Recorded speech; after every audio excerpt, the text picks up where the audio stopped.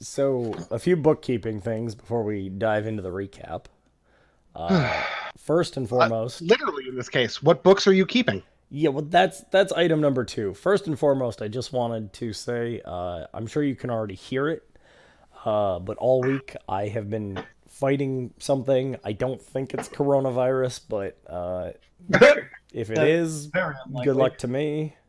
Well, Coronavirus only has like a 2% mortality rate. yeah, So you'll almost, even if you have it, you're almost certainly fine. I feel as if I am mending, and to be honest, my voice is about 400 times better than it was before lunch. So, Do you have any buboes? any what? Buboes. I don't know what that is. Then you probably don't have the plague. Oh, goddamn. The buboes of the titular bubonic plague Yes. are the giant, hideous, swollen Lesions. sores. Yes. Yeah. No, You no, gotta- I do you not gotta- have those. Well, if you don't have any buboes, then you're probably fine. Yeah, I am mending. I just the point to bringing this up is, as you can hear in my voice, I'm still a little rough, and as we all know, my voice acting is at best middling. On a good day, so the voice work today is gonna be rough. Just bear with me. Dustin, this is unacceptable. This is unfucking acceptable. I'm leaving. Moreover, I'm offended. All right, you jackasses. Anyway, item number two is yes, I would like to know which books you're keeping. Because, like, some of them functionally do some shit. So, I would like to know what you functionally have access to. And as I told Zyden while you were away, Mycah, grabbing stuff, you may have a large book and a small book slot. So, yes, you can take the handwritten one and another one. Yeah. So I'm definitely keeping Sigil Gateway because that's a smaller one. Mm-hmm. And I'm trying to remember which one of these books is the one that you told me about some of the stuff that was in it. I stand by. yeah, That's the only written piece of paper that Mathus keeps on him at any given time. the one I actually read, I wrote down what was in it pretty much, and that was Harmonics of Celestial Energy, and I left that one on the ship. Mm-hmm. Because I figured, oh, this is a textbook. I'm going to leave it here. My books have spookier titles than your books. Yeah. I was kind of going for practical for the most part. I just grabbed all the books in the spook language. Yeah. I'm trying to decide between A Wayfarer's Guide to the Spheres of the Astral Sea and A Guide to the Sisters' Domains to keep on me. Now, currently, I can't read the second of the two, and would need Adafira's comprehend languages to help. What language did you say it was written in inside?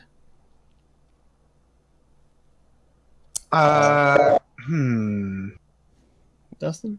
Sorry. Yeah, I mean, you don't. I don't know if she told you. Yeah. Oh, Yeah. I okay. just didn't write it down. Well, I didn't remember. Comprehend languages tells you what language it is? I don't think so. I think it just lets you understand it. That's fair. So she has no idea either. Okay, Can I take a look? that's interesting. At another time when you are not currently doing what you're doing. Fair. So I think I'm just going to take what I can understand as the spookiest books. Okay. So if you'll look where I've sent you things. No, I see that. I mean, obviously, because obviously, so spook. Hold on. Here are the books that I have. Yeah, I just need to. I mean, I have a list of all of their original titles. I just need to. Ah. Yes. I had sort of hoped that was the other one you were taking. Yeah, no.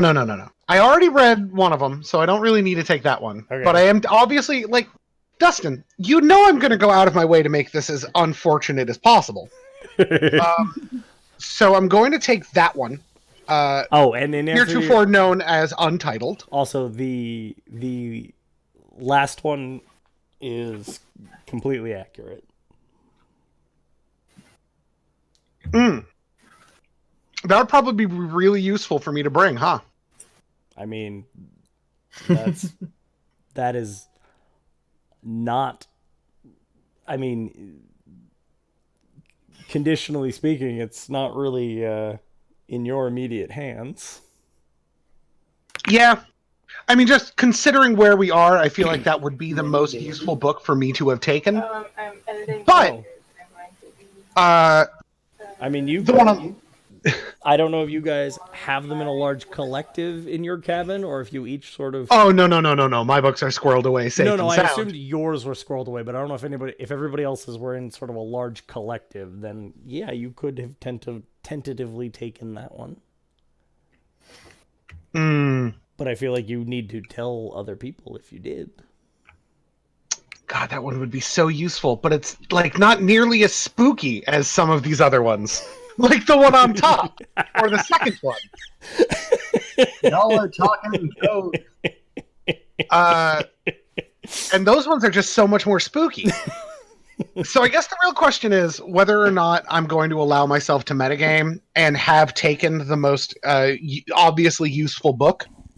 And that ties into entirely on the answer of this question. Because as much as I am an agent of chaos, Mycah is a living, breathing person who doesn't want to die. So, did we know we were going to go hang out with the sisters when we were here? Or was I just told to go out on the Dyson ring? I don't We were told that the station was owned by the sisters. It was okay. Yes, once you got there, El Capitan informed you. Then Mycah being a more intelligent man than I, or rather a wiser, since this is more wisdom than intelligence. Correct. Would have taken the book with the obviously appropriate title. Okay. Well, fantastic. That solves Zyden's debate then. Oh? Mycah took the guide to the sisters' domains, so okay. You can't possibly have taken it. Except mine's in deep speech, apparently. That's what it must have been inside, because the title is in Celestial. Oh, that would make sense, yeah. Oh, yeah, I took it from you. I took it from you and put it in my bag, and then you went, what? And I went, what book? And then I just sort of left. Oh, yeah. I sort of forgot that happened. So that's not in your... There are two reasons you can't take it. One, you didn't have it. Two... All right, which means that I have Sigil Gateway and a Wayfarer's Guide to the Spheres of the Astral Sea. Fantastic. So I adhered to my desire for chaos and also Mycah's desire to not die drifting in the void of space. Begin cheese acquisition, Dustin. Yes, I understand that. Okay. Third item of bookkeeping. Nope, that's not the one. I've reached the point in my Dungeons and Dragons career where I exclusively build shit posts. Excellent.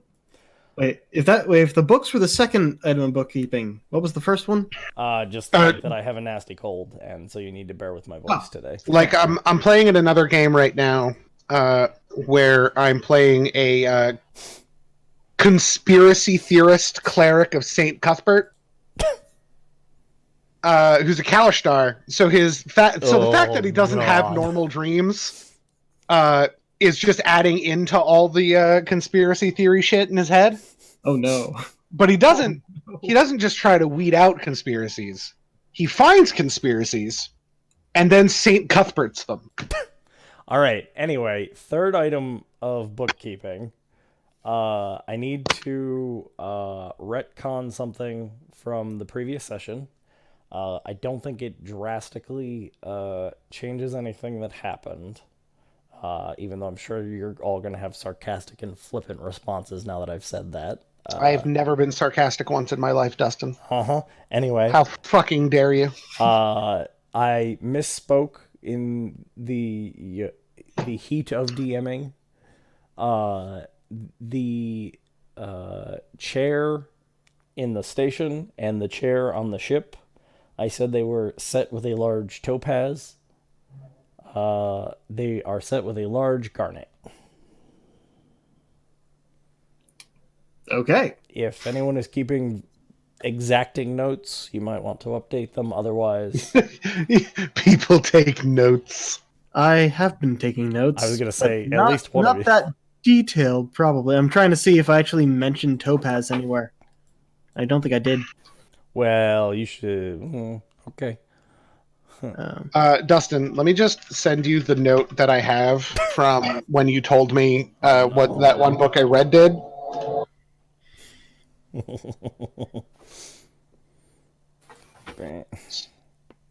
So I'm probably going to need to go back and read that again at some point, but... God damn it. That's the note that I have. Am I wrong, Dustin? I mean, am I wrong? It said a lot more than that, but yeah, that's technically right. I got the gist of it. Sure. All right. So anyway, I'm gonna have to take another look at it later. I was not. I was on a lot of NyQuil for a really bad cold when I took those notes. All right. So if everybody... Apparently, I never finished taking notes last time. The last thing I've written down is, we pass by the captain's quarters and take a peek in a room marked sending. Down the hall we find navigation, where we sneak up on the 4 people inside. Yeah, I mean, essentially you proceeded to then zonk out the entire navigation room, including a thunder wave that slammed a bunch of people about, and also cracked the table in the middle of the room. Should have made the table out of stronger shit. What you all have to understand is that nothing is ever Mycah's fault. He is he is infallible. No, that's... I mean, we've well established where you stand on things. Okay, so if everybody is in Roll20, you should be launched in... Oh, you are actually all in here. Well, 2 of you are in here. Yeah, I'm not actually launched the game. Hang on. Yep. Oh, okay. You're not Corvus? Oh, no, that's me. That's the name of my character in a different game. Oh, I see. Doom is here to solve your pitiful moral quandary. Fantastic. Is there a way for me to simply... How do I put your icons into the board? That's a good question. I've noticed that you can drag and drop pictures into the board. So, like, if you just take the whatchamacallit, the token that I sent into the chat and just drag it into Roll20, it will just create an asset. Oh. Huh. I also noticed there's like no character sheets on here or anything to fill out. And yeah. Look, man, I'm trying my best here. No, it's fine. It's fine. I didn't even know you could put character sheets on Roll20. Oh yeah. It's not like an automatic fill out thing like D&D Beyond is, but you can fill out a character sheet in there and then just click on the thing in the character sheet and it'll roll the dice for you. And sometimes if you put in the description, it'll give the description in chat. Mathus, where the hell is your icon? Oh, I'm scrolling through my chat with Mycah. That's why I'm having a problem. Hold on. Yeah, I would bring you to it, but I can't like pin things. I guess I could just repost it. No, it's fine. I got it. Now that I'm in the right chat, I can just go back and get it. It's not that far back. God, I need to mute you in Roll20. Oh, yeah. Sorry. Wait, I can just mute myself. Your diarrhea.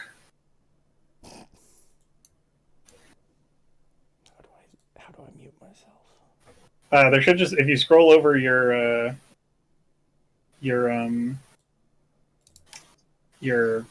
icon in the thing, there should be a like volume slider. I already have you muted, so. I'm gonna refresh here.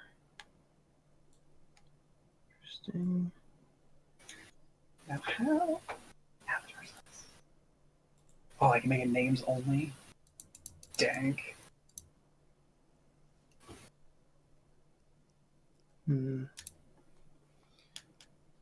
Also, make sure that you're on. When you drag my pog in, make sure that you're on the Objects and tokens layer. Yes, Yes. not the background. I had gotten that part. I also just don't seem to have. Whoa, that's not what I wanted. I don't appear to have a volume control, and it's really annoying. I have you muted, so it doesn't really matter. Does everyone else have me muted? I'm not getting any like. Yeah, if I get sound out of Roll20, I'm just going to mute the tab. So in the game settings in Roll20, I have mine set to broadcast nothing and receive nothing. Oh, good. Yeah, I just blocked it from using any of my. I just blocked the website from using any of my stuff on my computer, Fantastic. so it can't access my microphone or anything, but it can still broadcast a little bit. Wait, why didn't that work? There's also master music volume level, but I'm not using that music. Oh, hold on. Do it this way. Yeah, the display name I can change is supposed to be the out of character name, but yeah, since there are no actual character sheets, you can't have a character name as well, so I should change that to my character name.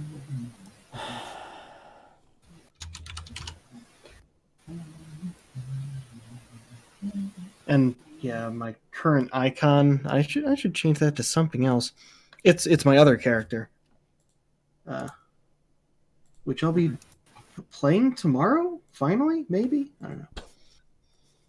Are you having trouble, Dustin? I have gotten as far as yours, but I don't actually have reference coins for the other two. Have you? Because I don't see any tokens on the board. I'm still putting yours in there. Just calm down a second. Wham. Yay! It actually looks very good, but I don't have a token for anybody else, which is probably. Can you transfer control of it? I think you should just have the art library to upload, can't you? What? No, you have like when you make a token as the DM, you have to click on it and then change who's allowed to control I'm sorry. it. I misunderstood. So I can move my guy around. Yep. Hold on.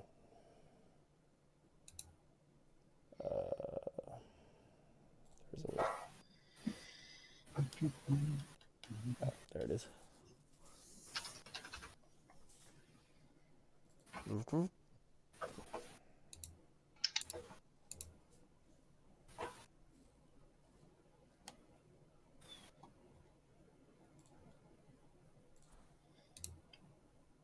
Blam. Yeah. There you go. So that I didn't have to have a 900-foot map, the squares are 10 feet. So just, adjust accordingly.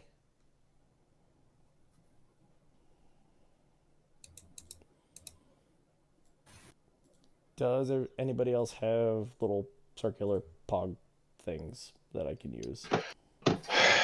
I mean, I can make Alex one real fast. Yeah, that's probably a good idea. Yeah, you also have the colored pick you made for me, so that would probably work too. Oh, you're right, I do. I forgot to make that. All right. Oh. Give me 10 seconds. 10. So I'm gonna do the while he does that, I'm gonna do the recap. So last time on Dragon Ball Z. Yeah, exactly. You guys gathered together and with a use of disguise self, Mathus well, several of you made yourselves look like the guards that you had waylaid in the security station. Mathus went up the ladder and attempted to locate the observation room. Not that he knew that is what it was called at the time, but simply where the navigation maps were stored. And you approached the Shipswain's office, where he proceeded to explain to you that they were in said observation room. And being very distracted with his own work and not having much time for you, gave you the bare bones directions of turn left, turn right, and avoid the tentacles. Following those directions to the best of your ability, you proceeded down a flight of stairs and into a room with a large chair set with a large garnet. You saw that it was surrounded by a large brass plate set with runes, and that a large amount of energy was being pulled in the room from the direction of the star and fed into the jewel at the back of the chair. With no other items in this room, but believing that you had more or less followed the directions correctly, you thought, well, I'll try and sit in the chair. As soon as you sat in the chair, the energy rushed through you, slammed into your side, where you currently have a crystal wedged, and it hurled you across the room, and it switched the entire station into emergency power. You very quickly got the hell out of Dodge, as other guards proceeded to race towards the space, but because you look like one of them, you managed to convince them that you had just arrived on scene. You took off back for the security node, where the others were listening to the announcement that the helm had been sabotaged. Excuse me. And you managed to very carefully talk your way out of additional members of the guards coming down and discovering your attacks so far. And you, in fact, said that you convinced them that the short out had actually jettisoned all of the other prisoners, not one of you making a bold button selection. Yes, we all agree it's Zyden's fault. And then you proceeded to say that the only one that had remained was the member of the heightened security wing, your associate Chromat. And so you managed, through a number of careful messages, or not messages, persuasions, to say that you needed to transfer the prisoner onto the ship pulled into port, the Ubric Swallow.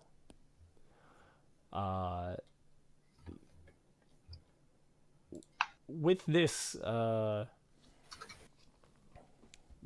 ruse carefully sold, they restocked the ship and made it ready to set sail in the event that a further emergency developed. And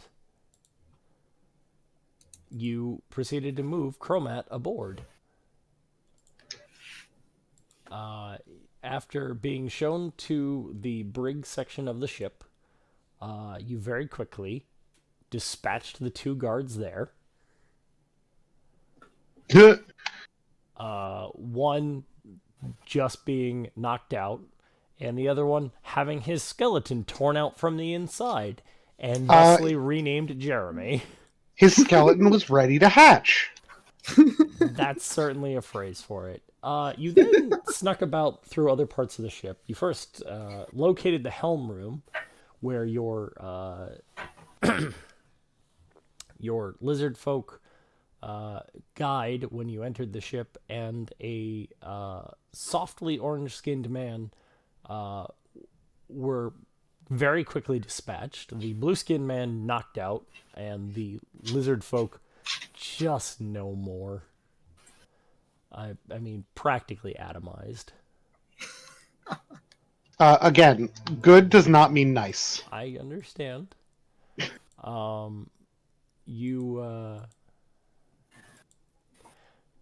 You skulked about a bit more. You found the top deck and some tubed objects up there, which you didn't take a lot of time with. You proceeded back down to the second deck after Mathus's insistence that the bottom deck would clearly be stowage. And so, I was just, in fairness, I said based on the ship that I've already been on. Yep. Possible this was different, but also I'd like to be on a different ship now.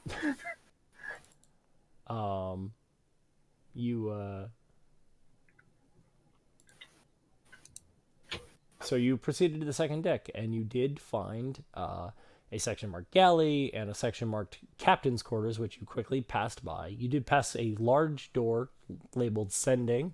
Mathis, you stuck your head inside to see 7 large gold-framed mirrors, akin to a previous experience.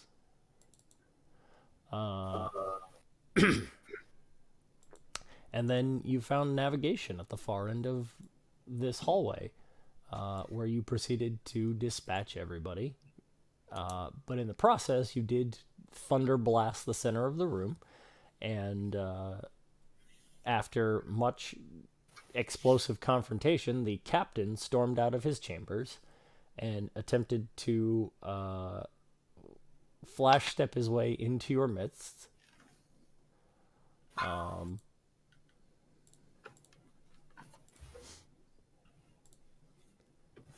And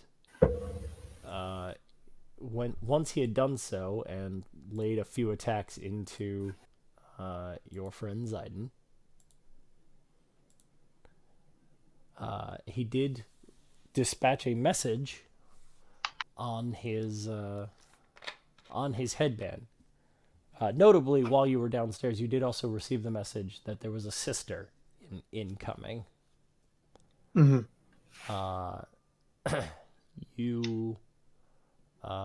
You didn't manage to stop the captain from announcing to the station that the saboteurs were on board. But then you very quickly dispatched him before he could do much more damage. And now you find yourself aboard the navigation chamber.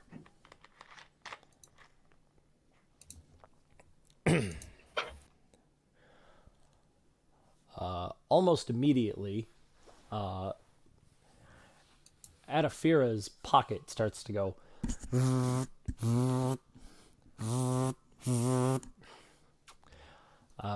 She rolls her eyes, but begrudgingly takes the walkie-talkie out and flips it open.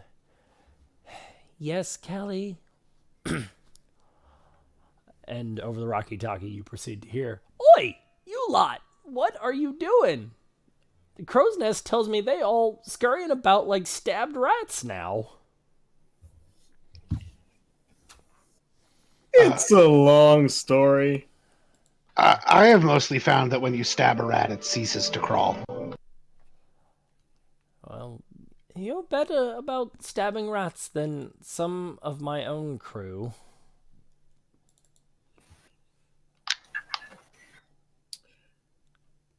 So, interesting point, but if everything goes, well, I'd say right, but I mean better than it has, we'll be on our way back to you soon. In a different ship. Nobody touch my stuff. What do you mean, different ship? We may have commandeered one of their ships. You stole a ship? Well, it's not moving yet, but the captain's dead. Stealing a ship. Yeah, it is currently still in the acquisition phase. Do you know how to sail? I didn't think any of you were sailors. Yeah, but, Funny story. We live met and learn.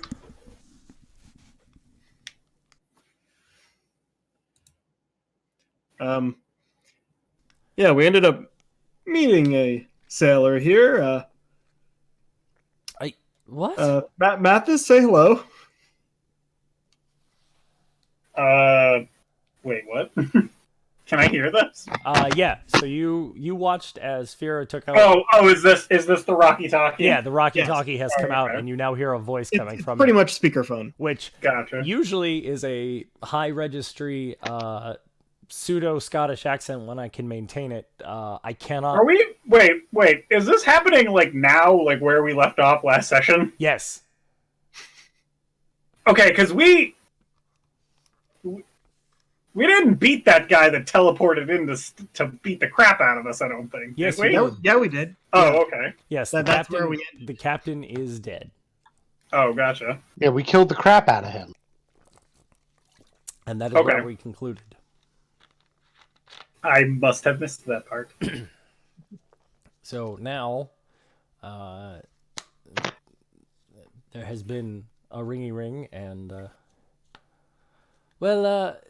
you lot had best get a shake on then, because I think you're about to have even more company. Yeah. Surprise me. Yeah, because I'm not allowed to have good days. Well, you're not dead yet. He isn't. Speaking of which, say hi, Jeremy. And then you just hear hideous screeches and clacking. And clapping. Don't ask about that one. All right. Well, let's go ahead and figure out how to, get this boat on the road.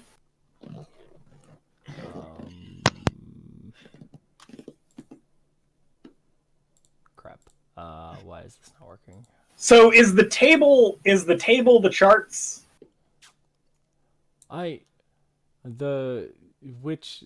Which table?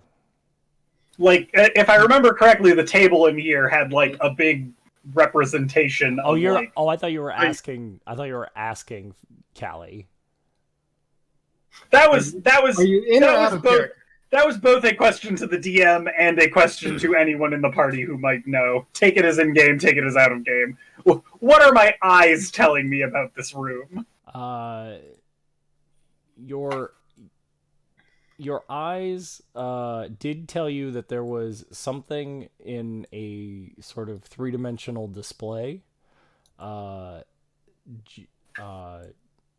that center table.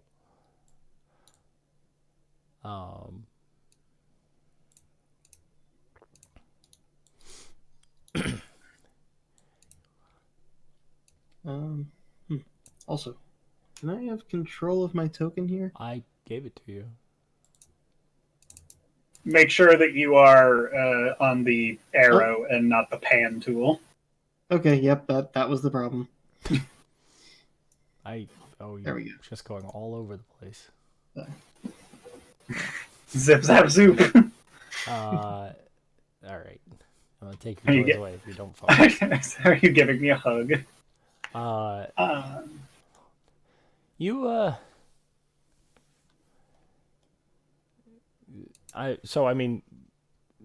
From where you are, I don't know. You have to be leaned in, sort of, for the Rocky Talkie to pick you up. So, do you lean over and ask that question? Are you talking to me? Yeah. Why would I ask that question into the Rocky Talkie? Fair enough. Then, so I'm literally just looking at the other people in the room with me and going, "Are these the charts we need?" I don't know. Okay. What part of Do my you aesthetic have pleases you Do the you most have I know what's any happening? Do you have any idea what the thing you came here looking for actually looks like? I do. I know what star charts look like. I gesture at the table expectantly.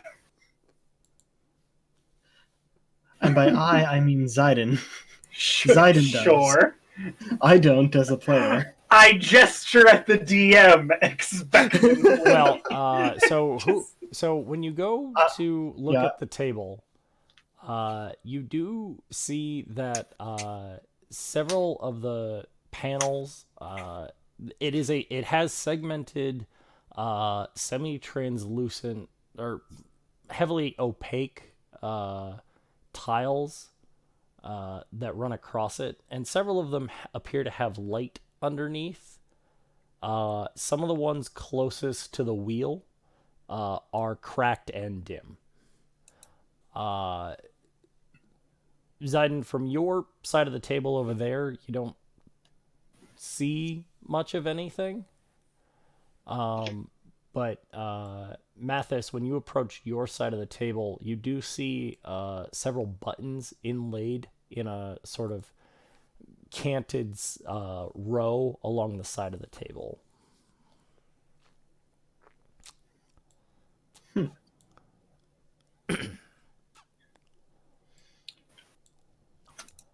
Any of this making sense, big guy?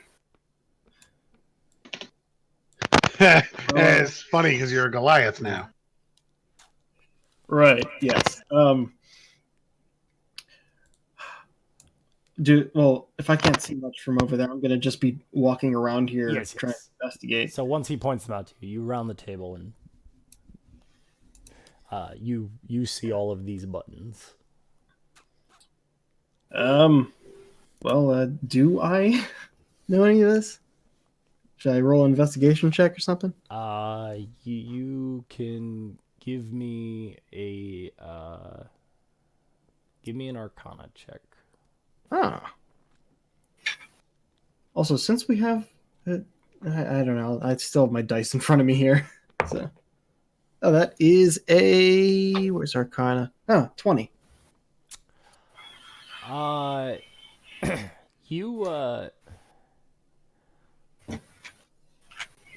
You have some idea that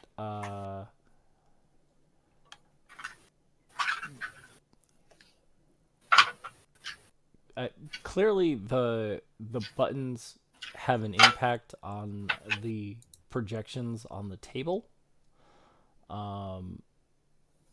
and you do know that throughout the sea, spaces are divided into spheres. But what all of these buttons do, you're not entirely certain. You've never been a sailor, so you don't have a lot of context for these buttons. Even with a 20. Damn, all right. Really? Just no ideas whatsoever? I'd assume that the symbols would correspond to something.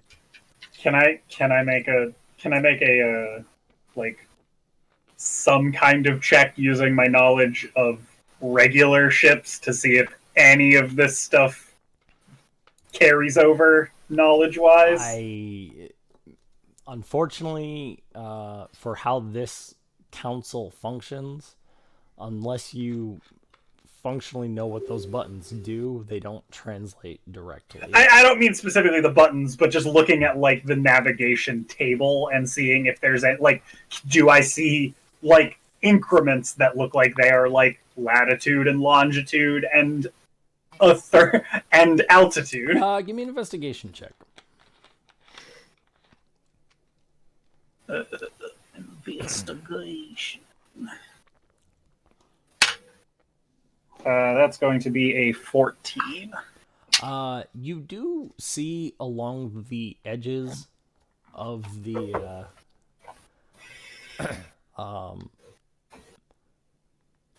along the edges on both sides of the table, there are a series of small tick marks. They are labeled in a number system that you can't read. but they do appear to have some correlation to the, like, they are evenly spaced, and you suspect that they are probably Sure. They're measurements of they're some measurements kind. of some kind. Yes. You suspect that this table is very much like in a ship that you have been in, the central navigation table. You are used to your maps being rolled out across them. Right. And given your very brief experience with it, you suspect that the only reason these are projected is because the sea here has 3 dimensions. Right. I pieced that together. Okay. That's why I included altitude in like. Yeah. All you see is tick marks along the sides of the.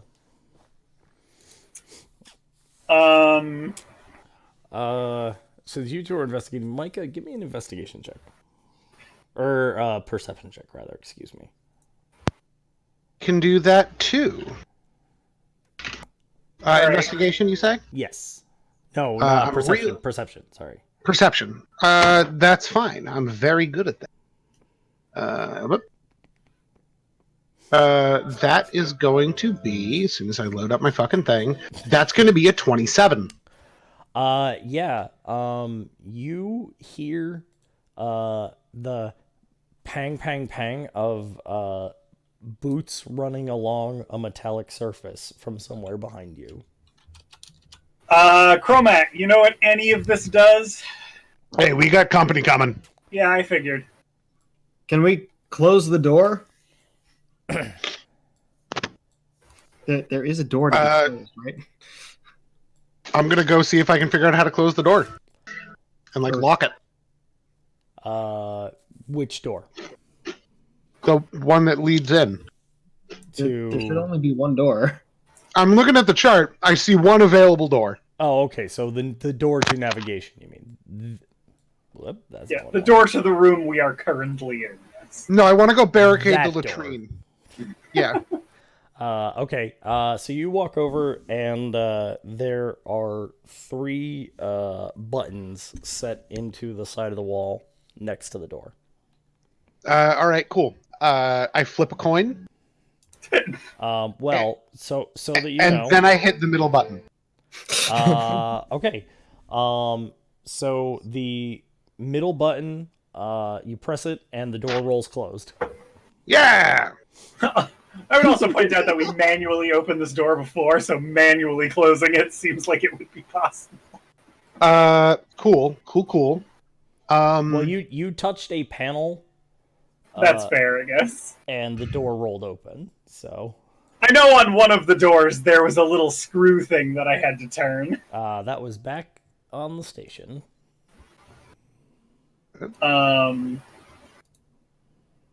Alright, Chromat, any ideas on how to pilot this sucker? Oh, wait, hold on. I've got a question. Can I use a spell in a manner that it is not generally used? I mean, I'm always amused by endeavors of that sort.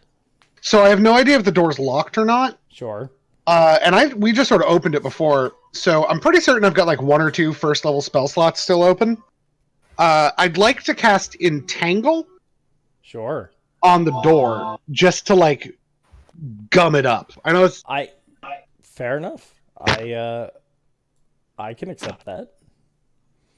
You watch as a series of vines proceed to sprout and curl up around the base of the door. all right. Well, that should buy us some time. All right.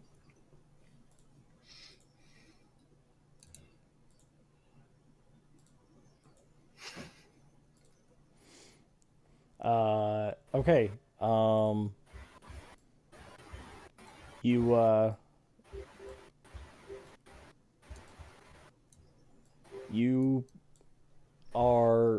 The door appears to be locked for the moment. But Chromat looks to you, Mathus, and no. As I said before, I am an archaeologist, not a sailor. I know this is a wheel. This is how you turn the ship. This is not my thing. All right, I'm gonna go to one of the guys that I kept alive for literally exactly this reason. Okay. Actually, we killed the captain, right? Because yeah. we're geniuses. Okay. He's hella dead. Yeah, I'm gonna go over to one of the guys that I attacked, and We kind of killed the captain because we had no other choice in the fight. Yeah, whatever. Happened that way. And I'm gonna, I guess, use Cure Wounds on them to wake them back up. Stand by.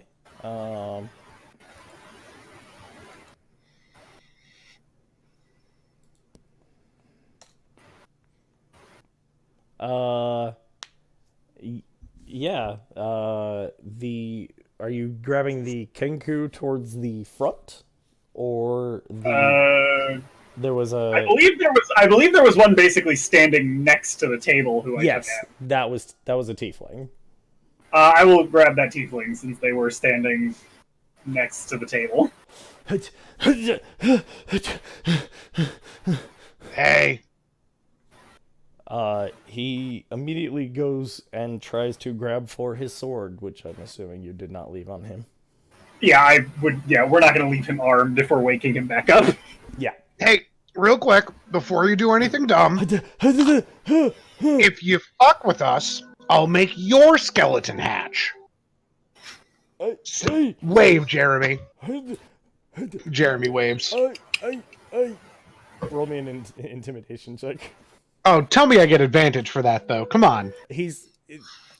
Roll the intimidation check. I almost thought about it, but he contextually is trying to understand what you mean at the same time, so... I actually managed to get a 16, which becomes a 15 due to my amazing charisma.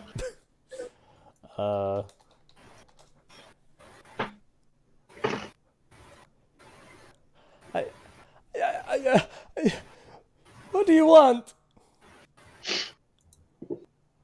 I'm going to leave this to somebody with a prettier face. Greetings. We need to go. But not from this room. We're taking the ship with us. Hey. However, we don't really know how to pilot it. And we're assuming you do. So you're going to help us. I mean... What? Should we wake up one of your friends here instead? Would you like to go back to sleep? No.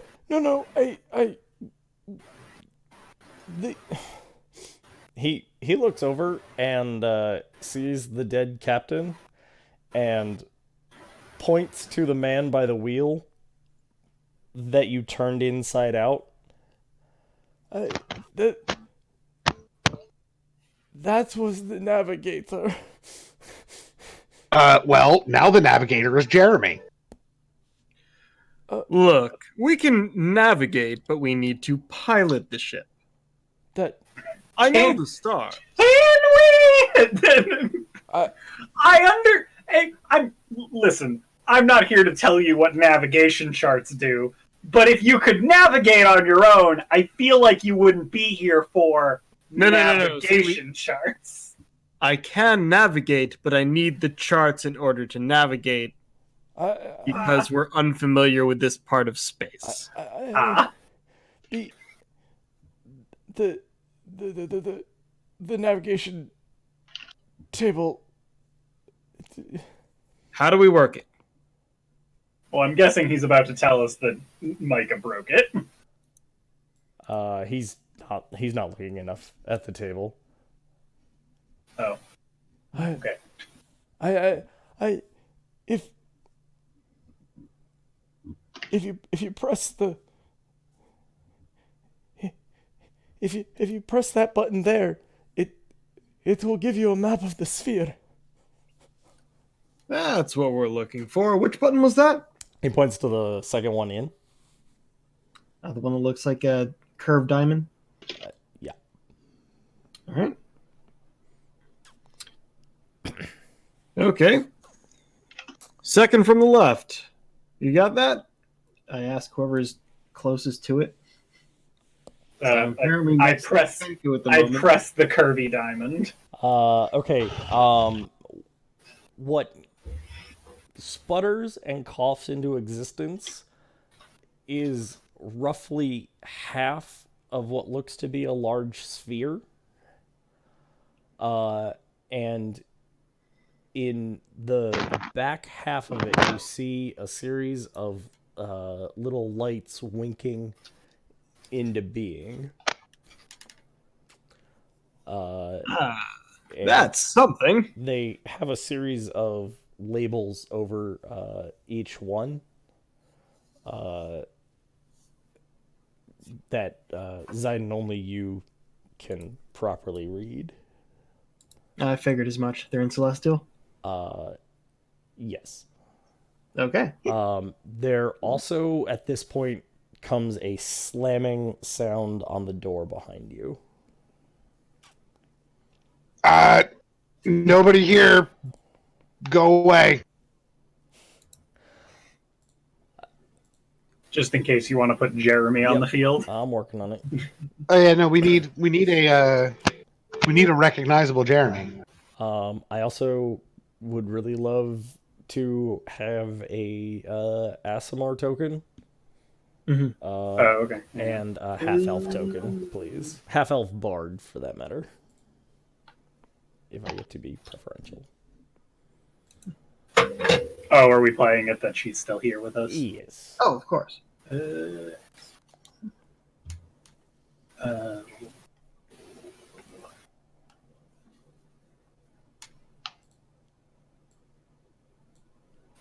What type of Aasimar is Chromat?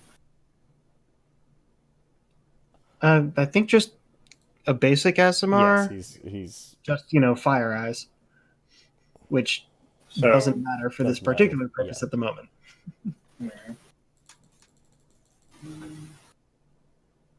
I was just asking because I didn't want to get like a Scourge Aasimar.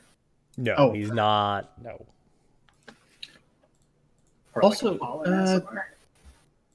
Doesn't Roll20 have just a library of... I think you only get those if you pay the money. There are basic ones, but they are ugly and, generally speaking, ill-conceived. Yeah, but... in the purpose of, there's something here. Oh, and Aasimars are strictly premium assets, so no.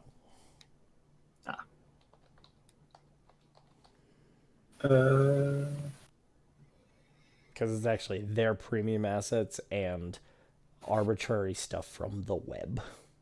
Well, I arbitrary stuff from the web is what you're about to get because I don't have these pre-made. Their web search is tray terrible.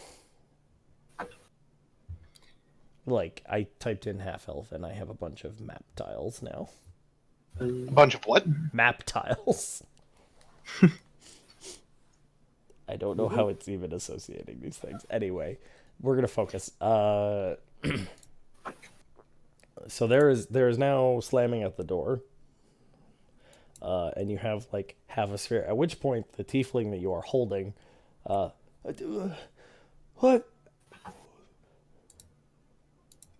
did you do to the navigation table?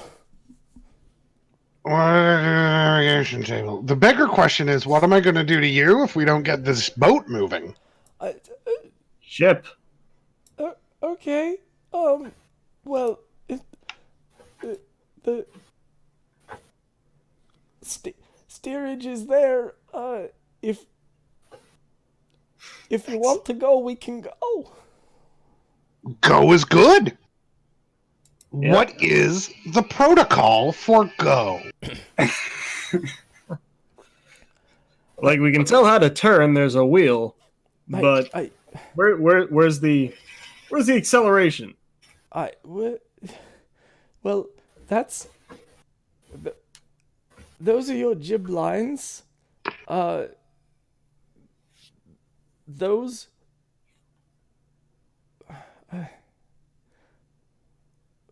those are ahead and heave to, and well. Okay, now which button do we press to make the engine go whoosh? So he's actually pointing to a series of levers that are immediately next to the steering wheel. Oh, these over here. You see here and here and then get out of the way. You do see he points to that one next to Mycah, and that one is for the anchor. Okay, all right. I'm going to narrow this down so it's real easy for you. Okay, bud? We're all friends here. Friends with our skeletons on the inside. Yes. That is acceleration in heave too. Okay. Excellent. Do we need to raise the anchor, or can we just hit the accelerate button? We were tied up at dock, so we were just heaved to and held in the station's field. Okay, so which one of these levers do I gotta pull, bud?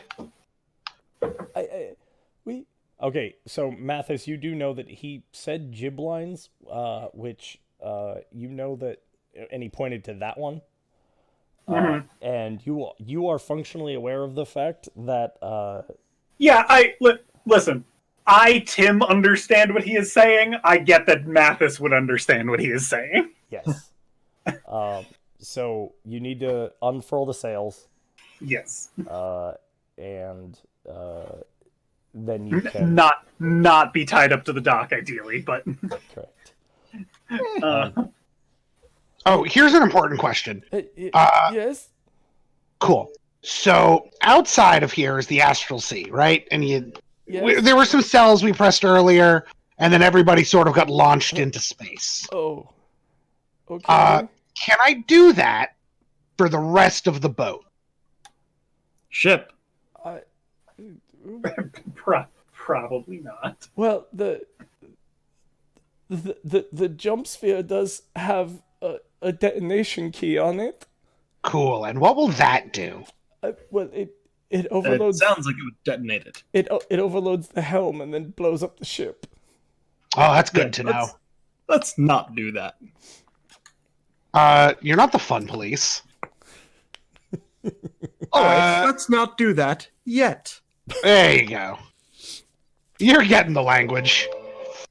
Okay. So, direct me. What levers need be pulled? Are we free of the dock? I don't think so. Probably not. Hold on. I need to. Okay. Mycah, what's your save DC? My spell save? Yeah. Pretty high. Give me a second. That'll be a 16, my friend. Okay. You hear sword slashes hitting fairly low on the door. Hey, any of those buttons lock that door? I'm assuming it's locked at the moment if they're trying to slash their way in. It's locked with magical vines, man. That's not. That's not so much the kind of lock we need. The diamond seal. All right, I press it. So as you hit the diamond, you do hear a very loud "ha-chunk" coming from the door, and some exasperated voices from the other side. They're a little hard to make out through the thick hull, but you get the feeling that they're now deeply frustrated. My vines did their job. That won't hold forever. Yeah. You know what? What's the worst that could happen? What's the button for punch it? Punch? Punch? I believe he means acceleration, which we intend to do fast. If we can't untie from the dock from here, we're just gonna go. I really don't care if the ship gets fucked up. Or if the dock gets fucked up. Not my concern. So, the question becomes, how much trouble do you want to get in? Okay. You would have to first unfurl the sails, and then you could accelerate. Okay. Which lever is that? Unfurl. Accelerate. Yeah. Okay, cool. I flipped the unfurl lever.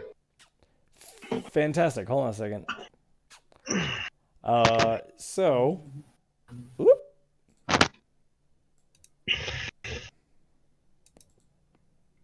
Ooh. Weird, spicy darkness. That's my favorite kind.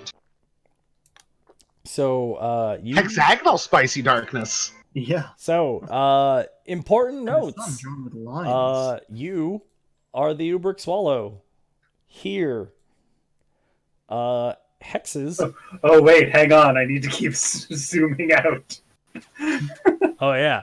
Honestly, you can see. I like that we switched from squares to hexes. Yes.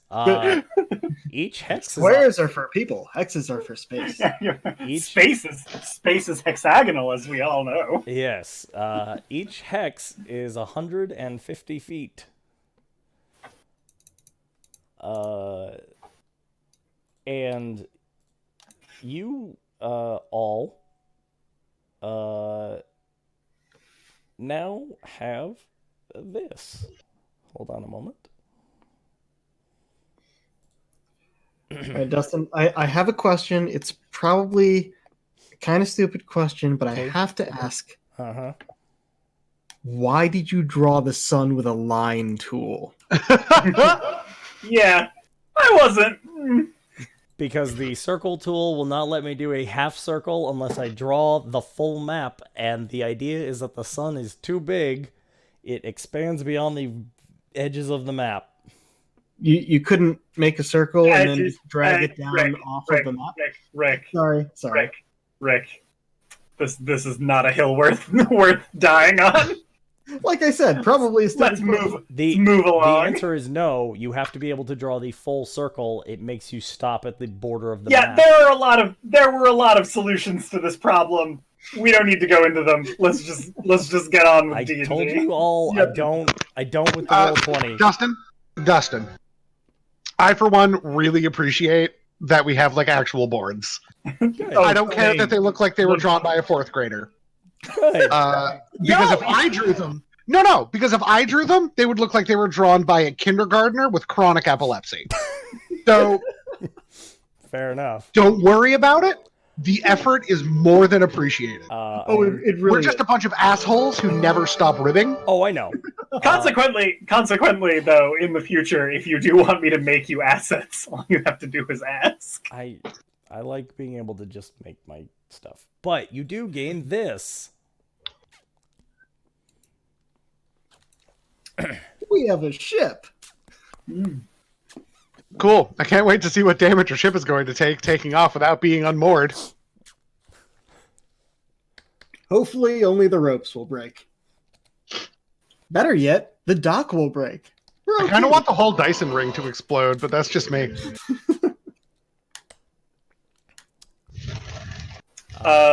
I am about 15% as hardy as a ship.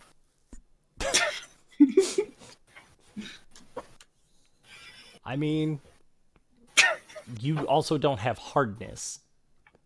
That's true, I guess. But I'm saying pure. Well, actually, I would argue that AC is basically people hardness. Excuse me. Give it time. He just needs the right stimulus. Yay, I can move the boat. Yes, He'll have plenty of hardness. you all should have that ability. So you may all also want to save that ship information because it also has all of your basic jamming functions. We have a cool thing in Discord that allows us to make it so posts are easily accessible to everybody. Sorry. But since you posted it, only you can. Actually, I think it's just only you can do it because you're the only admin. Yep, it is now pinned. Oh yeah, we So- can't pin things because we are not administrators. I apologize. So yes, that is now pinned. So you, I will ask for Mycah, since you are apparently driving. I need you to make a D20 roll. Cool. Also, Let me just look up how my luck feat works real quick. It applies in this situation. Just to be on the safe side. Oh yeah, because you are absolutely rolling initiative for your ship right now. Oh, I'm rolling boat initiative. Yeah. Whose dexterity do I use for that? I have the modifier, but you don't know enough about your ship to know. All right, this. If I grab the helm from him, can I use my boat check to roll initiative? do you have ship handling? The ship's initiative check is not impacted by that particular component. Well, I rolled a 12. Okay. Then.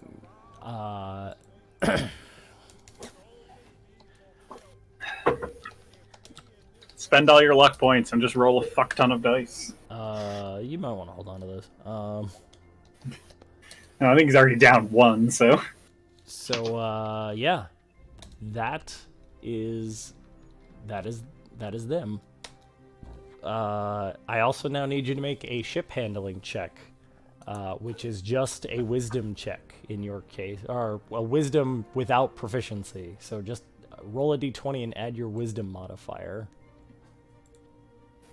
Cool. Boat check, right? D20 Correct. plus wisdom mod, right? Correct.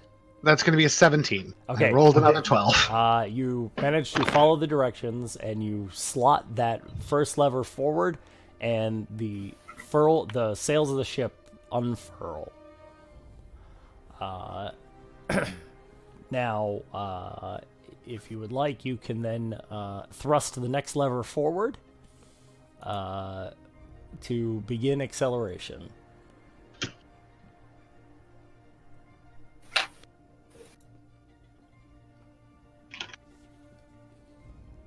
I will also be back in like 30 seconds. I think I just gave myself tetanus.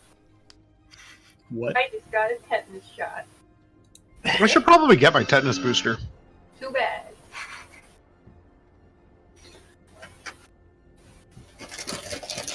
Turns out I was a year overdue for it.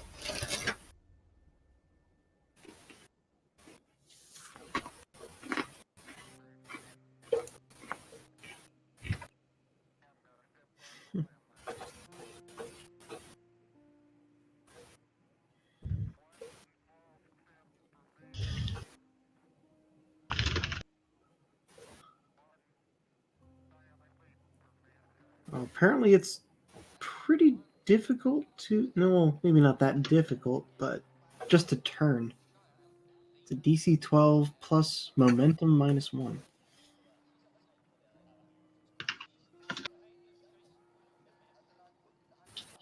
I think that's just Dustin's attempt at mimicking the mechanics of when you go fast in a boat, it takes longer. And Yeah, that makes sense. Fun fact: Harder the to turn fastest, than faster.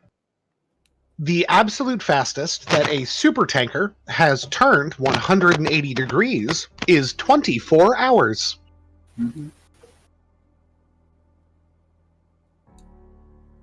Okay. Just a fun fact about things that have a shit ton of inertia. All right. a couple of them have tried to make it tighter than that. And none have succeeded. Yeah, they have all capsized. What happened?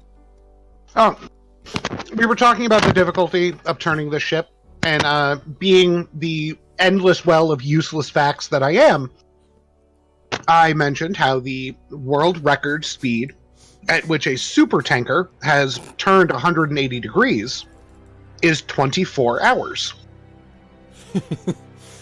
Yeah. And Tim followed that up by saying that some have, a number have tried, and they have to go faster than that, and they have all, to date, capsized. Yeah. You don't want to be on a super tanker that capsizes. No. Nope. Though I assume that would take a while. No, not as much. Because you're not trying to completely turn your inertia. You're just sort of falling over. Oh yeah, no, a super tanker can capsize very fast. Although a lot of them right themselves again after they dump all of their top cargo off the boat. It really depends how the tanker is set up. Oil tankers almost never flip back over because their cargo is all in their hull. Usually just leaks out into the ocean. All right, so you did unfurl the sails.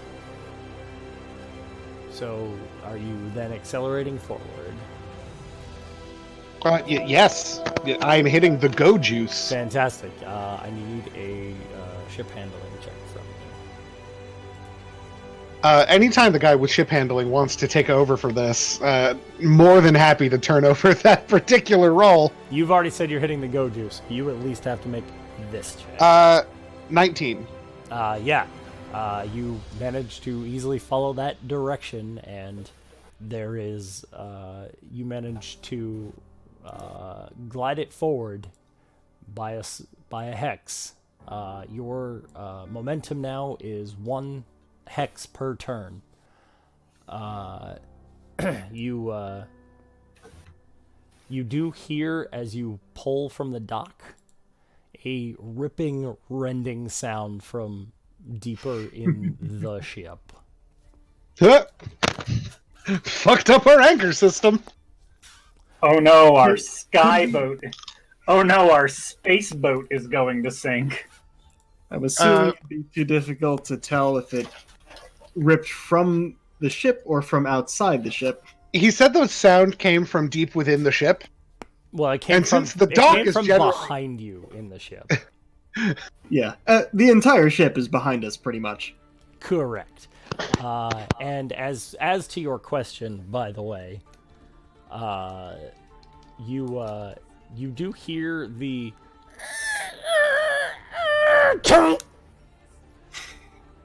and while it's not a sound you've heard frequently in your life, you do have a functional understanding of what the snapping of metal sounds like. Ooh. And you get the distinct impression that you may not have a gangplank anymore. Oh no, we can't have people walk the plank. Now we just have to throw them off the boat ourselves.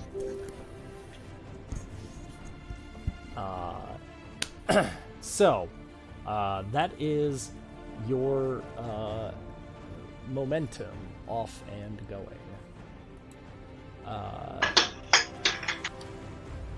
So, Damn. that is considered your surprise round. Oh, actually, I should roll for. Oh, okay, cool. You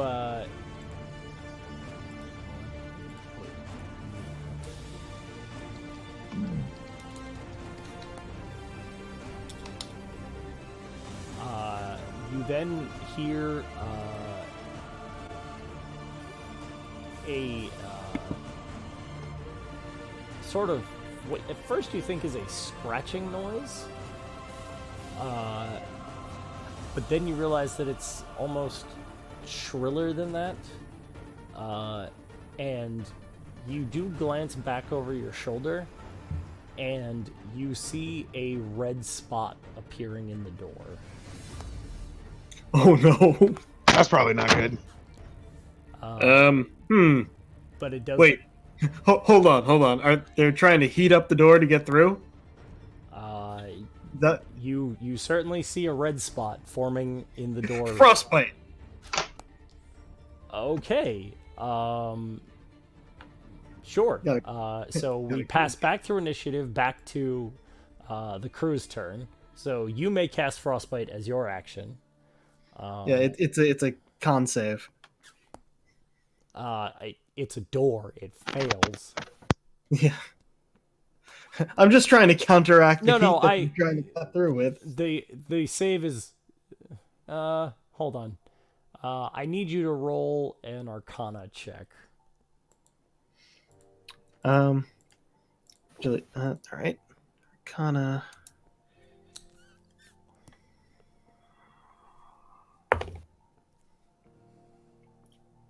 $18. Where you hit with the frostbite, the reddening fades, and while the voices are indistinct from the other side of the door, you do hear some sort of what you would imagine to be cursing. What is everybody else doing? Anybody who knows how to run a boat want to take over the running the boat privilege job here? I'll grab the helm from him. Okay. I'm gonna. Not that I mind in any way, but what is the one in the red? Oh, momentum. Oh, I see. That's a good use of that. Correct. Okay.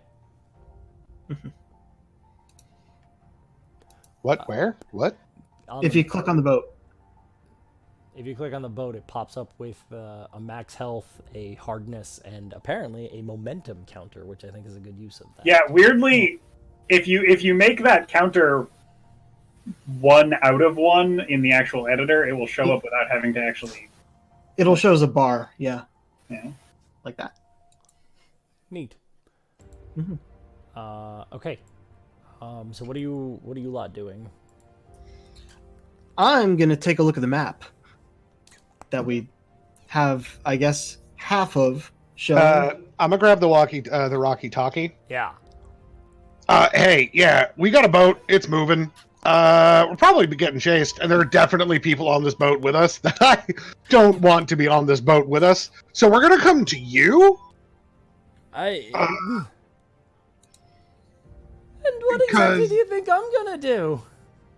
Well, you have another boat, and I assume your boat has cannons.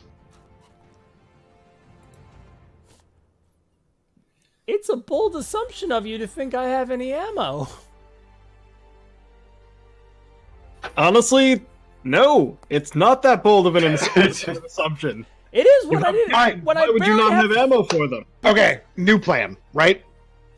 We're gonna get close enough to transition our physical bodies from this boat onto your boat, and then we're gonna blow up this boat. Mm-hmm.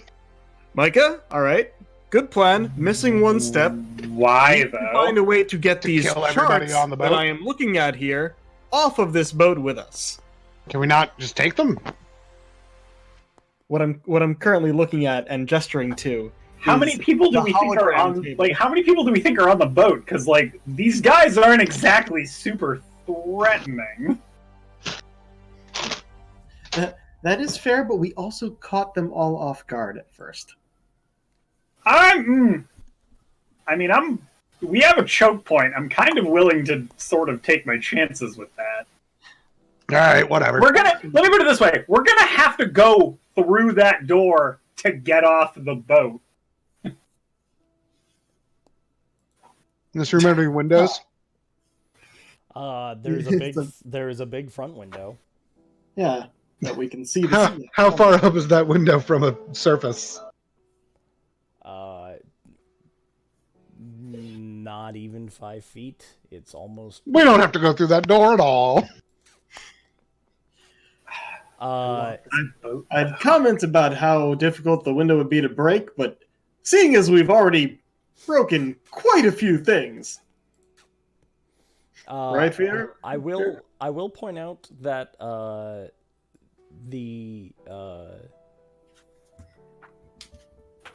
there was an incident last game where Mathus hit that window with a knife, and nothing. It's true. I did throw a knife at that window, and it didn't even make a dent. Exactly my point.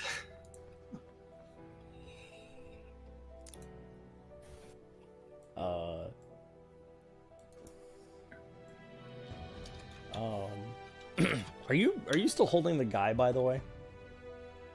Holding him? I mean, I was just kind of talking to him. I mean, I would have tossed him off to the side when I took the helm. I don't know Right. what happened to him after that. Okay. Yeah. I've got Jeremy just sort of watching him in the corner with his he's- unblinking eye stalks. Yeah, no, he's absolutely freaked by Jeremy, so that works. right. Jeremy's a beautiful mushroom skeleton boy. All right. I mean, we can try that. As long as you have a way to make that jump.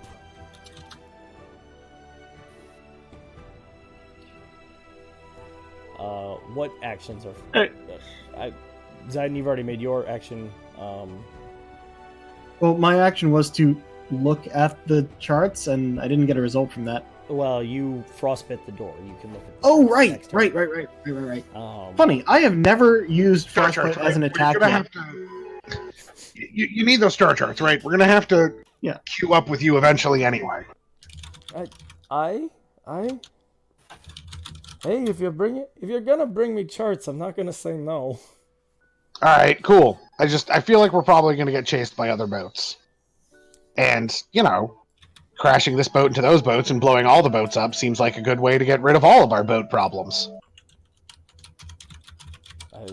Okay, if you think you can pull it off. Making some bold assumptions. But of course, I'm not the one driving the boat. That's up to Tim.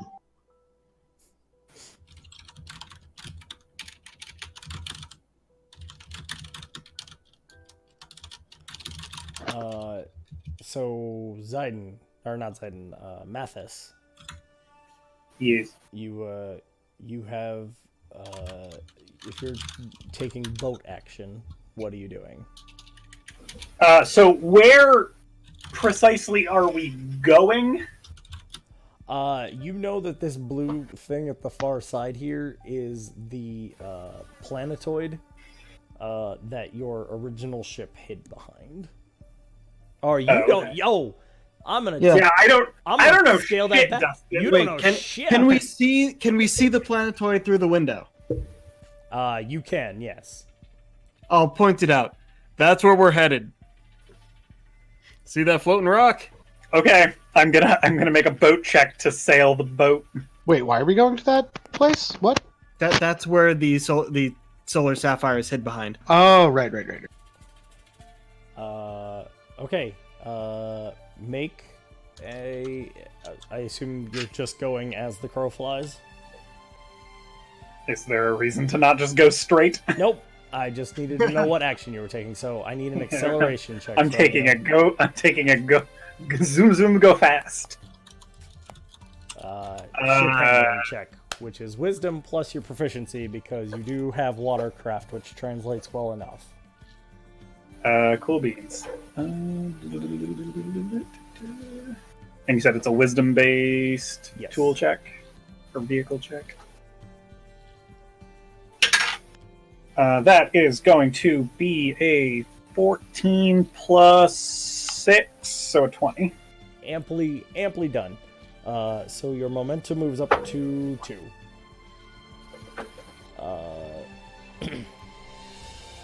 Also, being a well-versed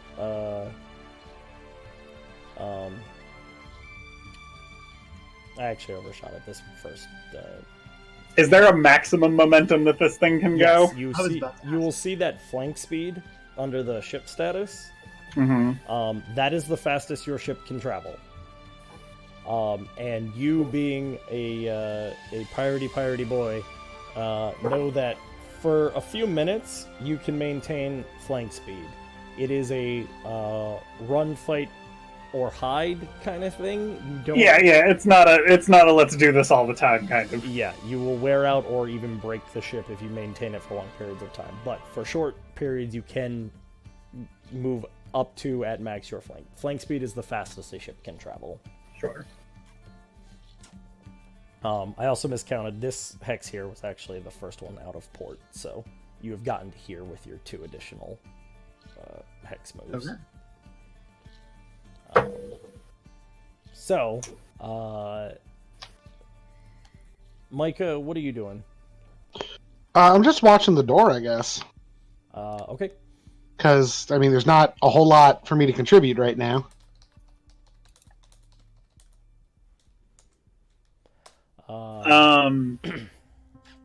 Zyden, you don't have improved pack weapon, do you?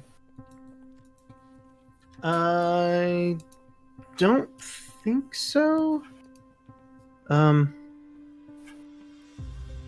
No. Why do you ask? I was going to ask you to make me a crossbow that I could shoot while I was Oh, steering. right. Yeah, no. You then watch as 1, 2. Well, actually, you don't see shit, but Yeah, they're behind us. We can't see them.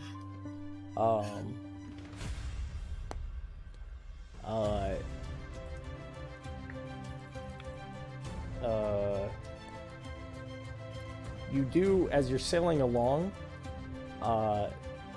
you see a couple of bolts of fire energy sail by the front window from your left-hand side, or your port side. And then 2 large orangey bursts slam off of the starboard side, and the whole ship shakes under the hit. Don't love that. Good. Is the station? They're going to try and shoot us out of the air. I'm on board. Yeah, you're not the only one on board. There's also those assholes trying to get in through the door.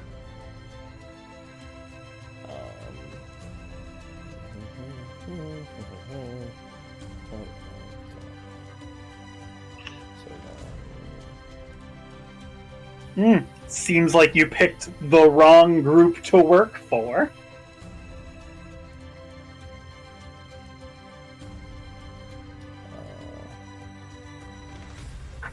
Sorry, I'm doing math. Okay.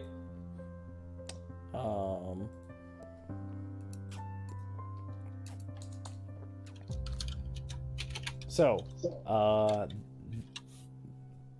that was their turns.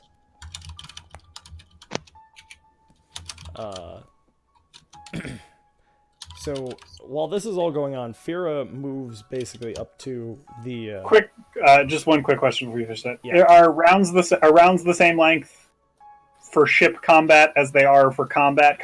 Yes, they are 6 seconds. Why do you ask? I was just figuring out how fast the ship goes for shits and giggles. Yeah, I mean you're hauling. Yeah, at top speed it can go 100 feet per second. Oh, damn. It's a fast ship. Are we able to tell how much damage? Although by spaceship standards, that's not that fast. Well, considering escape velocity is 7 miles a second.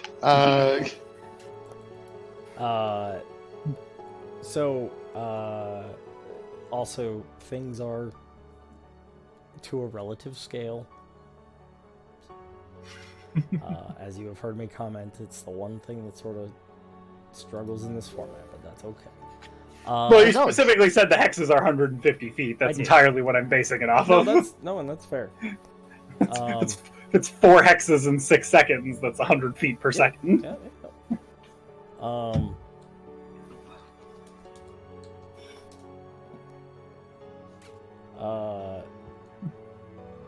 I mean, in all fairness, that's almost 50 knots. Right, which is very fast for a full-size boat. Oh yeah. Well, there's no water resistance. So anyway. Right. It's not fast for a spaceship. We just said that, but it is fast for a boat. I hear that's pretty fast for a boat. So anyway,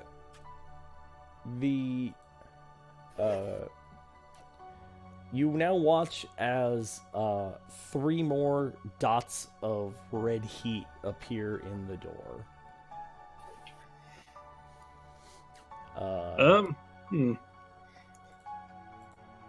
Should I try and cool them off again, or are we gonna choke point and let them in? I think you're just wasting resources trying to keep them out, to be honest. I mean, frostbite's a cantrip. Oh, that's fair. Then,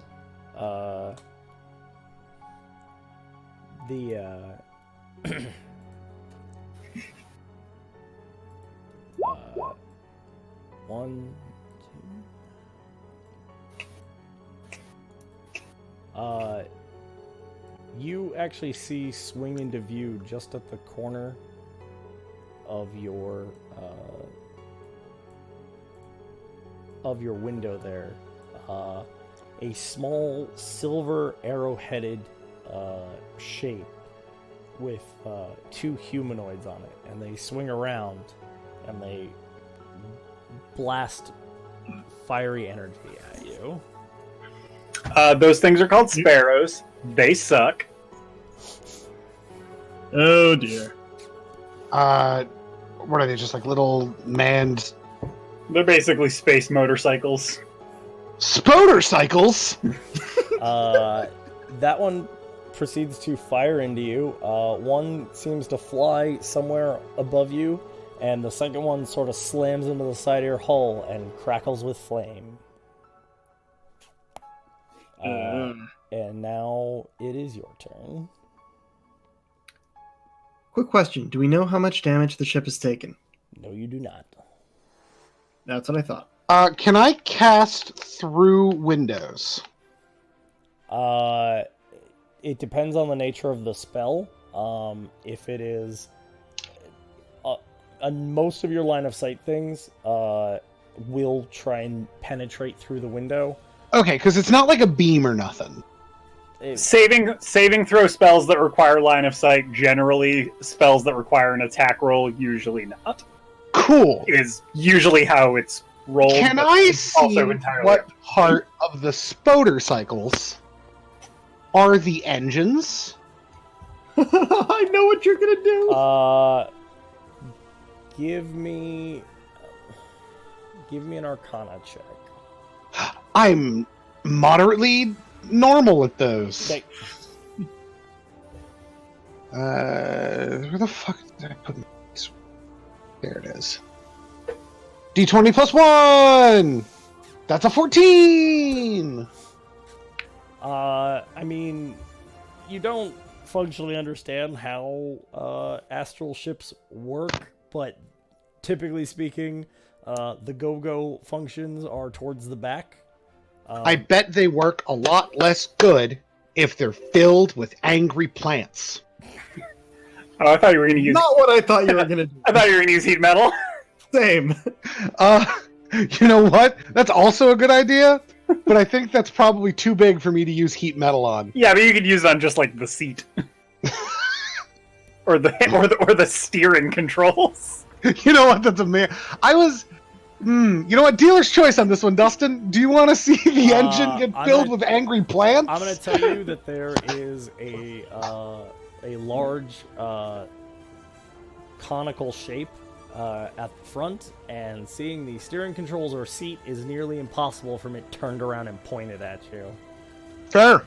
They are also about 150 feet away from us, I'm assuming. Yes. Oh, well, as soon as it comes close enough, I'm going to just choke all of its moving parts with plant life. So you're just holding that spell for when they get in range? Uh-huh. What is the range? The range of that spell, 90 feet. Okay. Good to know. Speaking of which, I'm going to ram them with our boat. I'm going to perform a turnabout action to Okay. turn You know, I hear that those are fair play. into their space. Okay. We're going to play bumper boats. So if I am reading this formula correctly, that is a DC 13 check. Correct.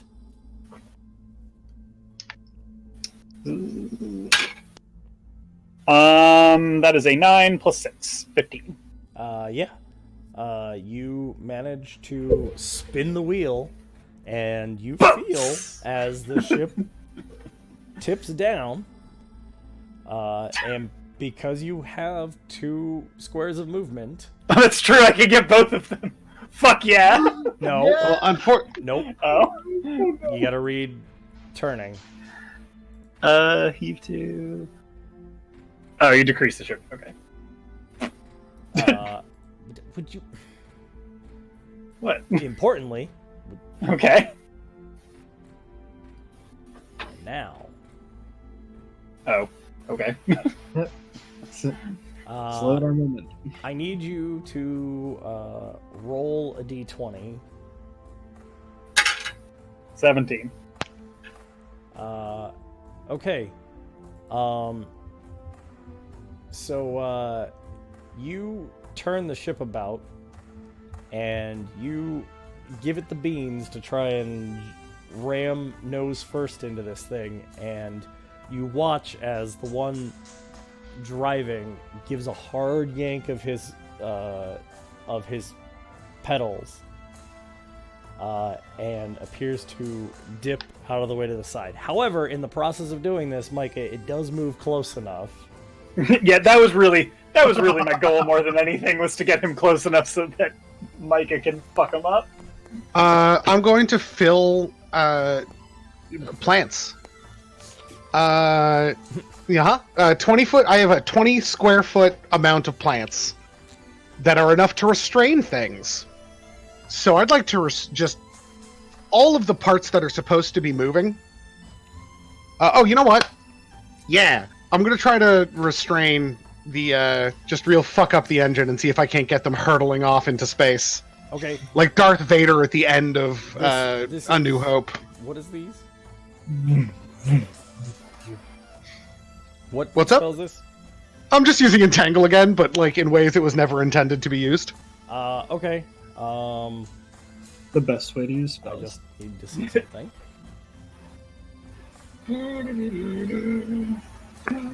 Using buff and debuff spells for utilitarian purposes is fantastic.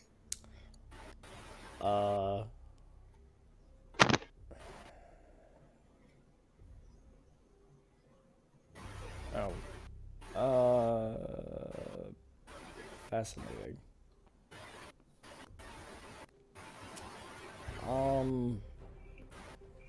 Okay, make an Arcana check. Roll a d20 and then add a 1 to it. 17! Okay. So you watch as the vines and bramble grow over the emission ports at the back of these sparrows. Oh, that sounds fun. And for a brief moment, you're like, yes! Totally succeeded!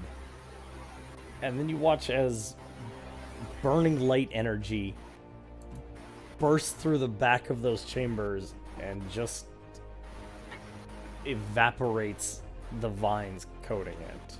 And you watch as ashen leaves just drift away. Get It was a nice try. Huh? No. No, I got that part. What did you say, Rick? Oh, It was Rick was being supportive. It was a nice try. I see. Okay. So that was the ship turn and the attempted plant attack, although that was your prepared action. So do you have an actual action that you would like to take on the ship's turn? I'm going to assume that I'm out of spells. So, not really. Okay. I don't think you've cast a whole bunch of spells, because last time you guys spent a lot of time walking around, and your disguised self was a... Let's see, I used Disguise Self. I used Thunder Oh, I Smash. guess you actually haven't rested since the Yeah, rallies. and I haven't... Yeah, no, I don't know how many spells I used, so I'm going to assume all of them. Fair enough. Okay. Still being that close,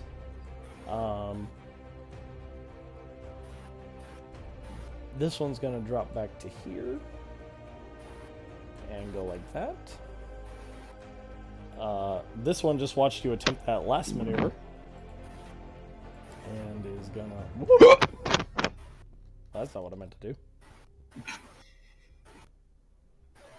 Is going to...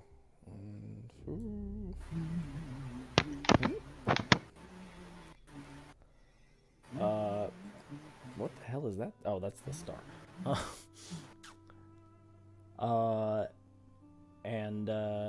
Yeah.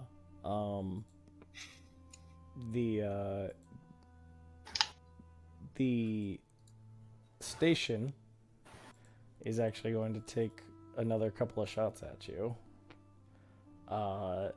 And large fireballs sail past, a pair of them, but from beneath, a third one lights up the front of your window, and you feel the ship shake again.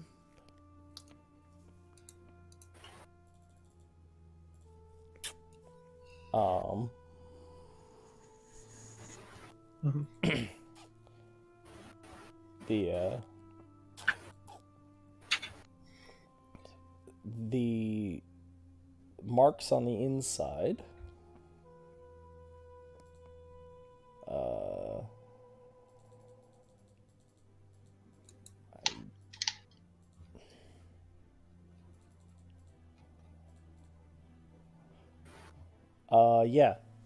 so you watch as those three pierce through, and sparks of burning, twisting metal start to spit into the navigation chamber, and they start to slowly shift along the door.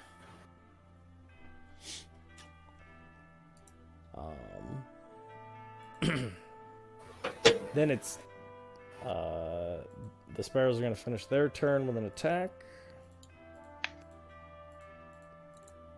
Do we get to know what the hit points of the boat are? Oh. It just seems like there wasn't really a point in adding a bar to the boat if we're not going to watch it go down. I bet we could if we used an appropriate, boating maneuver check. It's to almost assess the fact that we're all in here. It's And entirely have no- possible that the ship has the functional ability to tell you how it is faring. I'm actually. Did I make a move that round? I don't believe you did. Yeah. All right. What would you like to do? I was gonna try and use the nav table more and figure out where we are on there and if it has any other displays. Oh, sure. You did tell me you were going to do that. So roll me an investigation check. All right.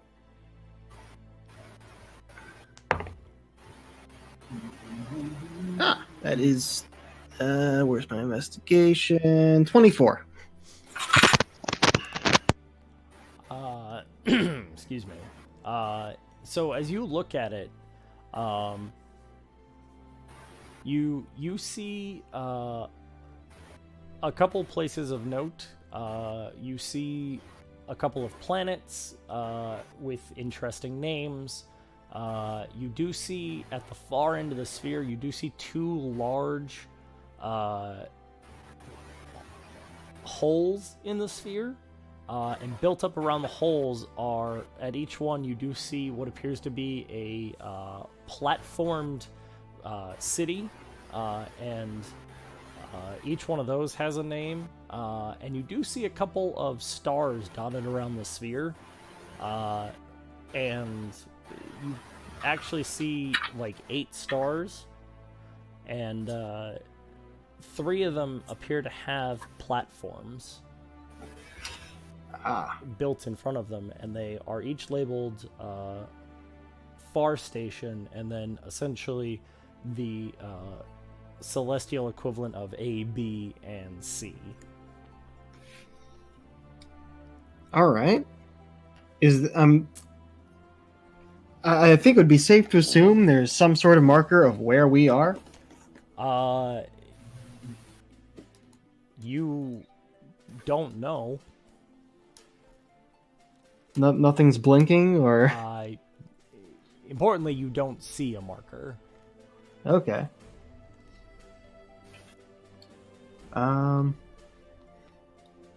What would be the? You also, given that you have a 24, you also don't see anything resembling the tower or the mansion. Ah. Interesting. Okay. Hey, Guy, we never got your name. Not just gonna call you Guy. It's Izik. Izik! Alright, come up here, help me with this. Is your skeleton friend going to stab me? No, he's just going to stare. Aren't you, Jeremy? Excuse me, what was your name? Izik? Right, prospective Jeremy too. Do what my friend asks. Oh, okay. And he sort of like awkwardly like scrabbles forward and then gets to his feet and shuffles over. Alright. So I see the star harvesting stations around these here. There's 3 of them. Which one are we at right now? Because I can't seem to find us on this map. Oh, well, that's because we're over here. And he points to the open void half of where the other half of the sphere would be. We are at Far Station Epsilon. Oh, excellent. Great, the broken half. Well, That's... why did you break the nav table? I don't think you understood the situation. See, I understand that you attacked us.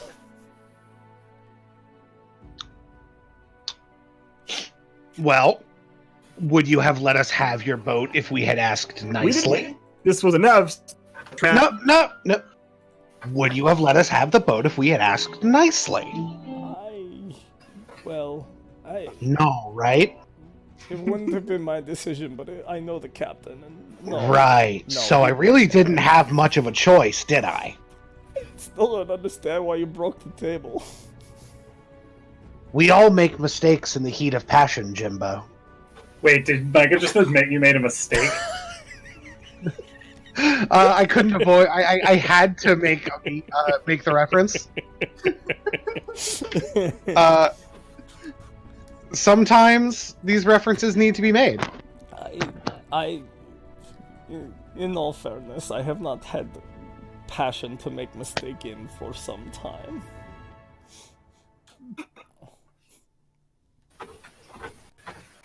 Well, Anyway, let's just say that you won't be making a mistake by helping us here. can I pilot the boat some more? That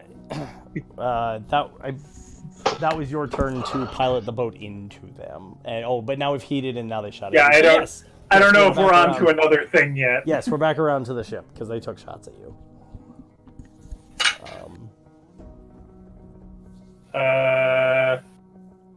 Where acceleration? So it's a 10. No, it's 13. Your momentum doesn't go down. It just the cost of the movement that turn.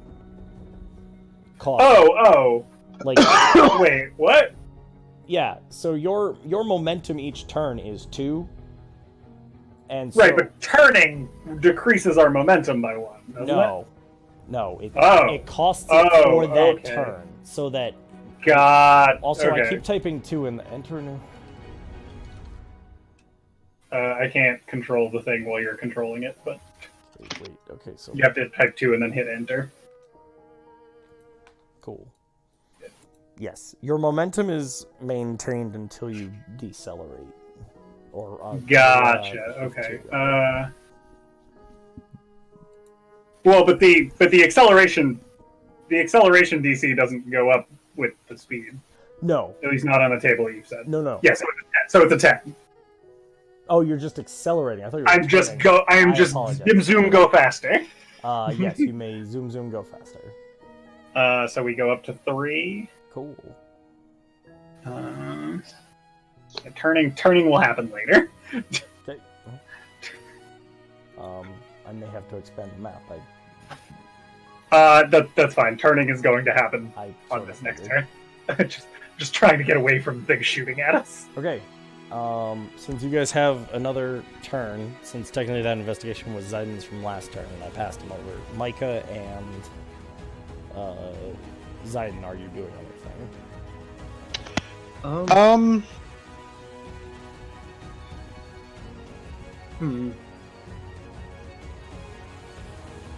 Isaac, I'm assuming, can we operate any of the ship's weapon systems from here?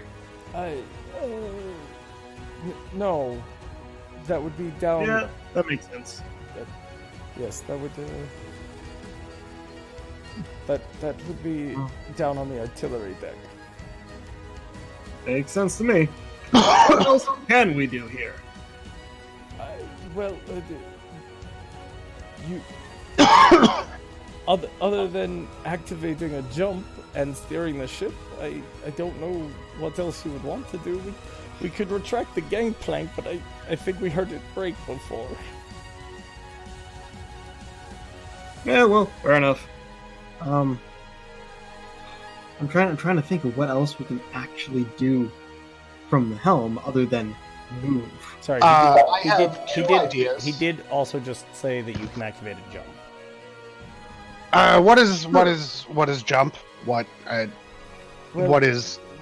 recall on our other ship, No, that's getting real far real fast. No, that's jumping. Your Activating a jump. Your tall Goliath friend is correct. And that will launch us, I assume, off to a random coordinate in the depths of the Astral Sea. Well, I'd say no, but it seems the half of the map we're currently in is broken. So, yeah. You select your coordinates. Oh boy. How much do you know the coordinates we're currently around? Do you know any ports? Are there any ports nearby? That might not be a good idea. I mean, How much? Far Station Epsilon? Haha, very funny. Isn't it? I mean trading ports, not weird fuck-off space prisons. Other than the Far Stations, Arachusa's the only other major port that we typically stop in out here. Okay. I have a couple ideas. It'll definitely get the bad guys off of our tail. However, we will have a very small window to go from this boat to our boat. Interesting. I'm listening. So, I know two things we can do with our boat. We can initiate self-destruct, and we can launch it very, very quickly at something. So, set it to blow itself up and then launch it at light speed at Far Station What's-Its-Tits that we just came out of? I Just mean, blow that's all of them up? Not to dissuade your plan, Mister, please don't stab me. When you jump, you sort of open a door, and you sort of pass through the door. It's not. Either way, we'll have placed a large bomb at the Far Station. that's the thing. It would be in a different space, so unless you have it. No, what he's saying is he's saying complete jump to station, blow up ship. Yeah, Yes, yeah. right. He's Yes. saying he wants to make a jump that the entire length of the jump is that 600 feet between us and the station. Yeah. That- Well, that's- not the 600 feet. It would be from. The planetoid. It would be from the planetoid to the station. Okay, sure. We have to make it to the planetoid first, and I'm not 100% sure that's a foregone conclusion, so... There's. I'm gonna open up a book.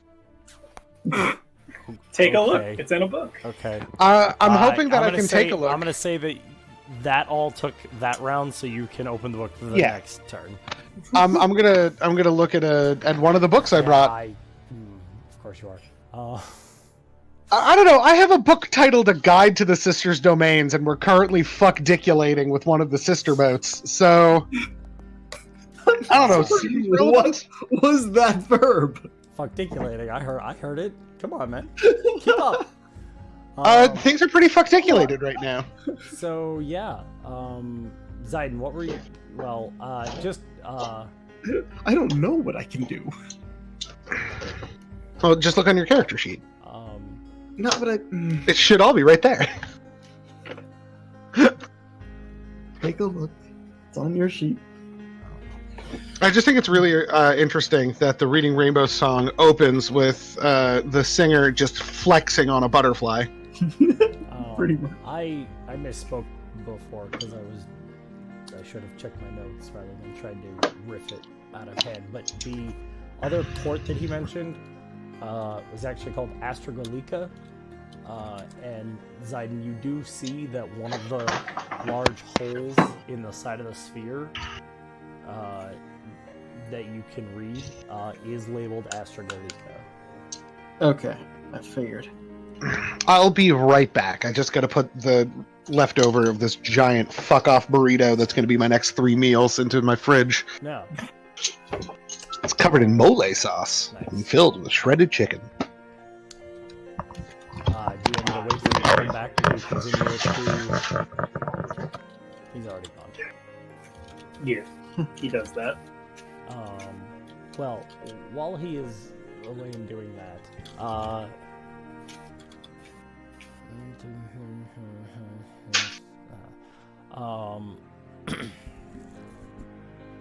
you,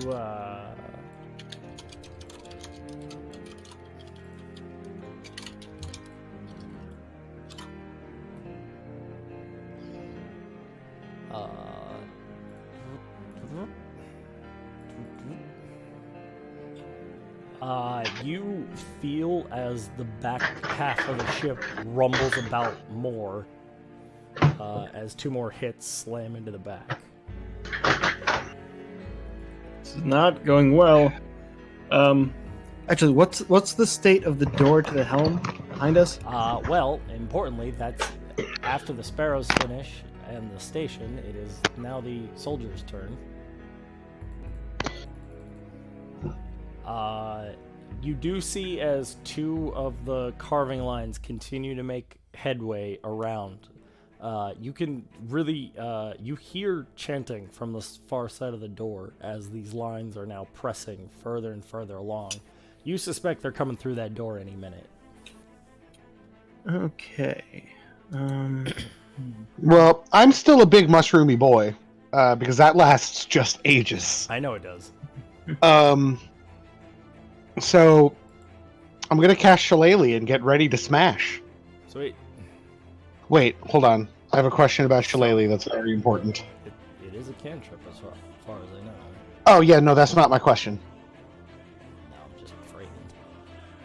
Uh, As far as I know, you're not concentrating on it. I also assume that since you see that, you snap the book closed instead and stuff it away.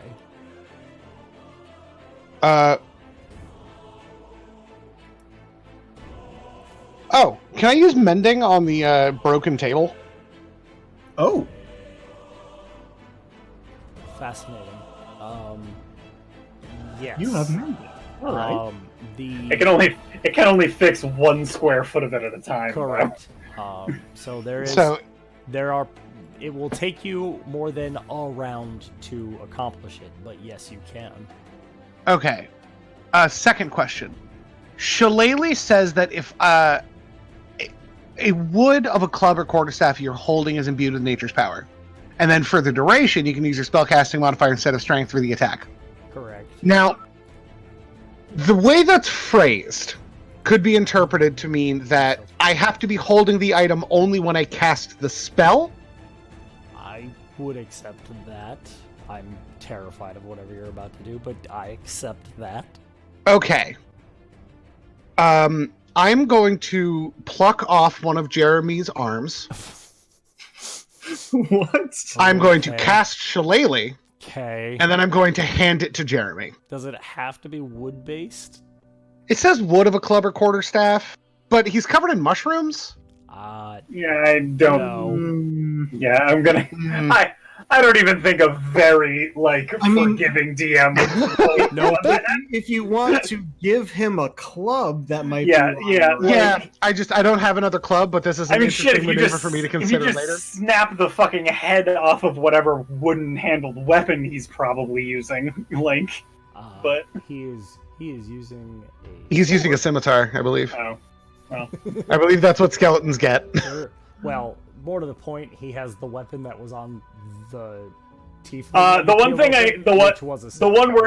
the one wording on that spell I am going to point out is it does say for the duration you can use your spell casting. Right. So my concept is that since it is my magic in the weapon, the Right, weapon would but use it my specifically spellcasting modifier. It specifically says you can use, not anyone can use. The point is, There is a very similar spell called Magic Rock,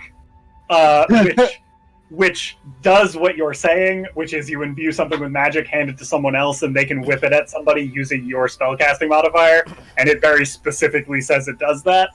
But I mean, it's whatever Dustin says it is. Obviously, you can't, I don't have another club right so now. You can't anyway, do this but, anyway. Just something that I like the concept of. I appreciate where your head's at, and you can investigate it at another time. You do not currently have the that one option. thing I will warn you about, Dustin, is if you do allow Shillelagh to be passed to other people, that does give druids the ability to make essentially limitless magic weapons. They only last a minute at a time. Yeah, but you can make a lot of them in that time. I also haven't ruled any which way on any of Right, this. I right. have opinions, but I am simply being the rules as written lawyer defense on that understand. particular. I understand. Tim doesn't like it when I have fun. I get it. It's fine. We're moving on. So you are. What are you actually doing? touch duration 1 minute. I'm going to prepare a use of chill touch. Okay. I think. Oh, you know what? No. I'll prepare a use of Thorn Whip. Okay. For when that door opens up, and then I'm just gonna fucking whip. Fair enough. Zyden, were you doing Yes. something?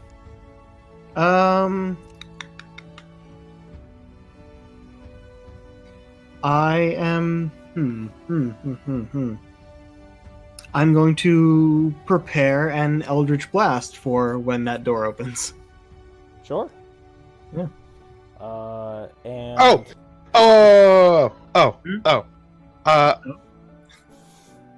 I would also like to put Jeremy to like the right of that door sure. and have him prepare an attack.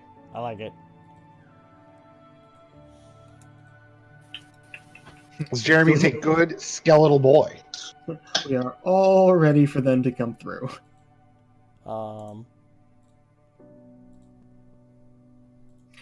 And then. Oh wait. Were Sorry. Go ahead. you going to try repairing the? Yeah,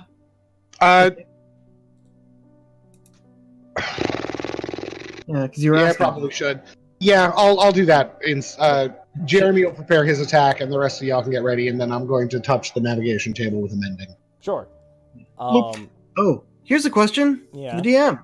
What is Phira doing? Because she is still here. Adafira is crouched. Let's be honest, having a panic attack. I mean, more or less. She's chilling sort of at the front, like down the little half stair in the sort of front alcove, and she is attempting to decipher the buttons on the front panel. Oh, okay. Just wanted to make sure we didn't forget her. Nope, she's here. She is actively trying to use what little of the celestial she's learned. And on the turn that they are prepping for combat, I am going to continue to punch it. You're just punching it? I'm going to get us up to full speed, and then I'm going to kind of ride along the edge of the map. Sure.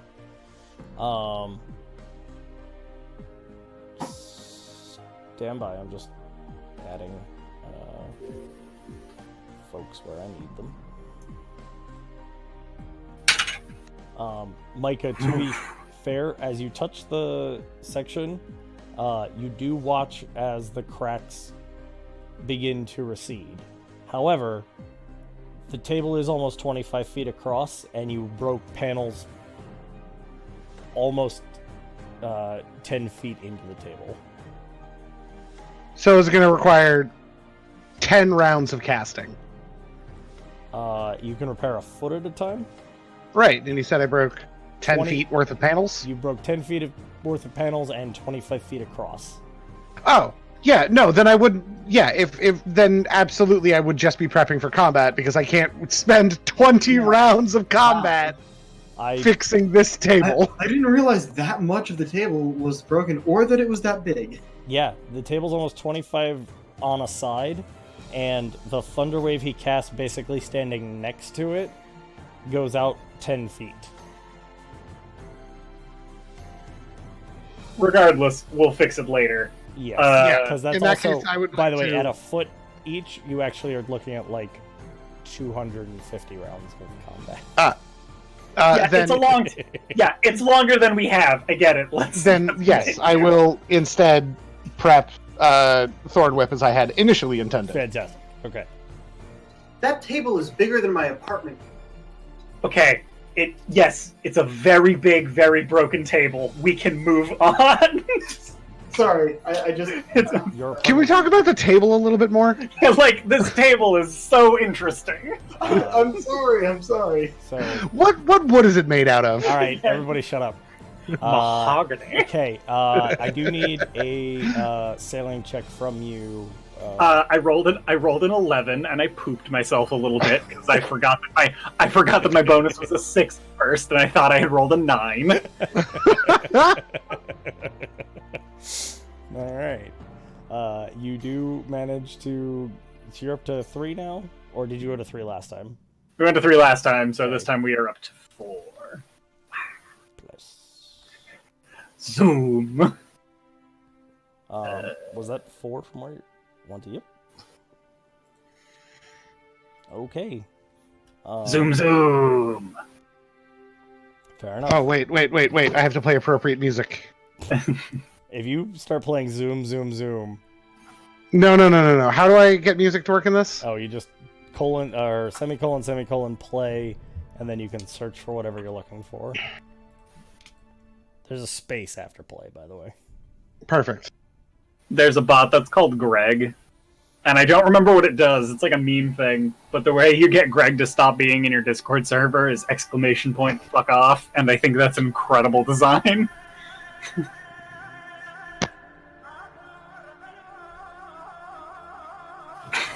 It didn't work. Hold on, let me see what you did. You semicolons, not colons. Nope. Oh, there. Wait. Yep. Now just colon and whatever number you're looking for. Wait, colon or semicolon? Semicolon. Sorry, that's my bad. And then we skip.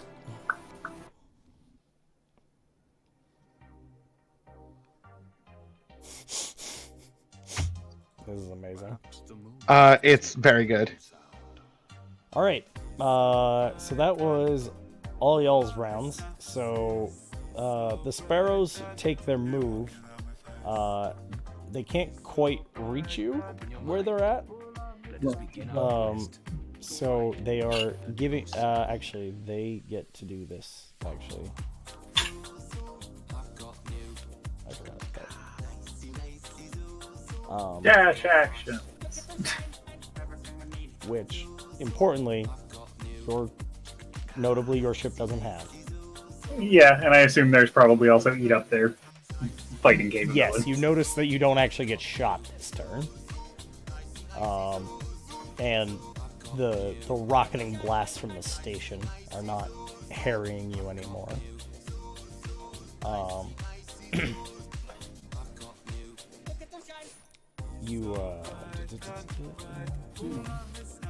Alright, So, soldiers. Oh yeah. There is. You watch as the last of it finishes tearing through. Mathus, I need you to make a dexterity saving check. I'm good at those. What the fuck is my thing? Also, if anybody wants to add anything to the player while we're going, help yourself. 18. Okay. Do you have the you don't take damage if you succeed? Evasion? No, I do not. Okay. So the inner body of the door flies out as the lines finish, as if slammed by additional force from the other side. That's why I had Jeremy stand on the side. Sure did, but the wheel is dead center on the other side of the door, so there was little option for him. But you do only take 8 points of bludgeoning damage as the back of the door slams in. That's still a lot. It's a big iron door that just got fired at you. Wait. How? Aren't I in, like, the middle of the room? Well, you saw the map, right? Yep. So You're right in front of the door. yeah, you guys are you are right there. Oh, okay. I thought the helm was... Okay, Nope. never mind. That's the wheel. Alright. Unfortunate. You are now, however, lying or leaning behind a large, like, hull-enforced door. So, technically, you have full cover at the moment. Excellent. But, for those of you still standing there, that are not hidden behind a door, you proceed to see into the hallway. There you go.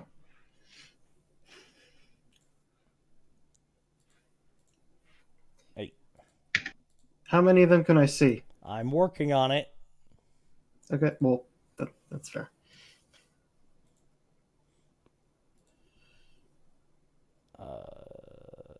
Actually, I'm curious, can I do this by any chance? Yes, there we go. There. You know, back when I was in the academy, we would follow every So toast you to the song. see a string of 8 of them. Excuse me, 10 of them.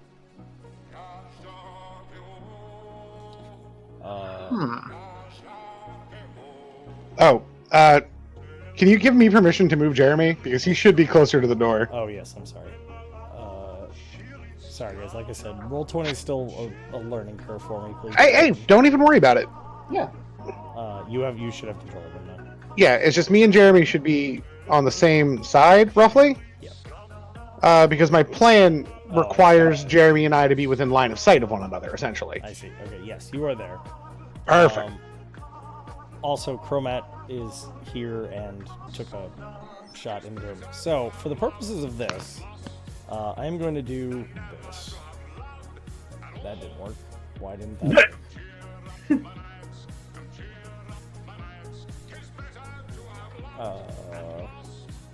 What are you trying to do? I should have the ability to move you by yourself back to the star map.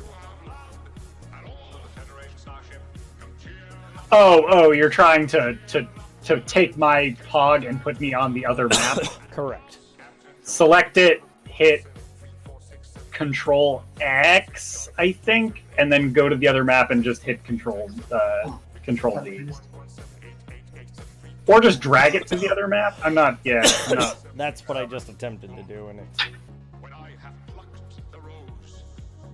I do know you. I know you can move pogs between maps. I just don't remember exactly how.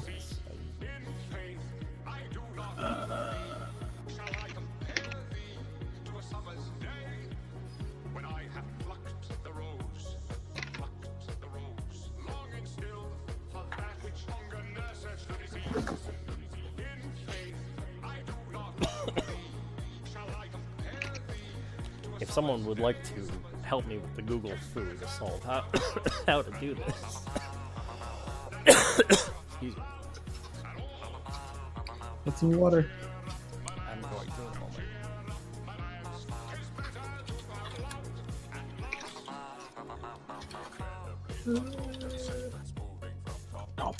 Topic.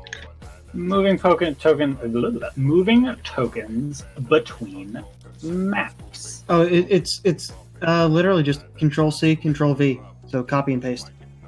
Because I think he wants to do Control X because I think he wants to get rid of it. Well, From I mean, this you are technically still there, so that's fine. That's fair, My yes. question is if I do this... Oh, you did... Can you now see both maps, Tim? I cannot see both maps. I will only be able to see one or the other. Okay, Yeah. well, but I mean, functionally, can you switch between them now? No. I don't think we have the ability to switch maps. Then this is not helpful because I need... Yeah, I'm pretty sure you can only. I'm pretty sure unless you make another room that you put just me in, I'm pretty sure the whole party sees the same map. I could be wrong. Let me double check. But Oh, wait, Oh, interesting. So apparently I can do this, allegedly. Okay, you guys are here. Where are your... Oh, there they are. Alright, so now, in theory... Wait, where did you... Perfect. If I do this, and then I do that... Mathus, what do you see right now? I see the second deck.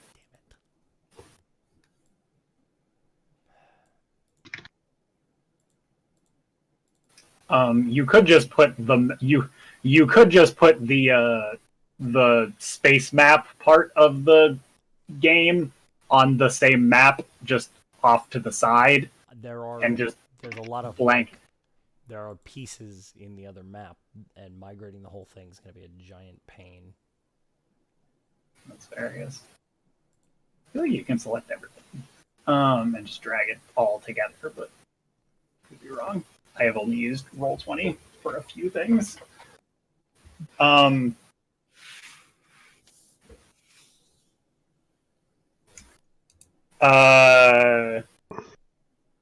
You just need me to be able to see the boat, right? Yeah, well, I need you to be able to see the space map. Right. The space map. The boat on the space map. We'll just switch back and forth. I have a... I was going to say, you could screen share with me, but that's about the only thing I could think of No, to it's say. fine. Swapping you guys between channels is not a long process. It's one button push. So I'll just swap you as time requires. You all get to make attacks, roll them while I go get water, except for you, Mathus, obviously. Yeah, I assume I do not, since I am A, under a door, and B, manning the ship. Correct. So, Should we roll initiative to decide who goes first? Because if not, I'd like to just go first. yeah, just go.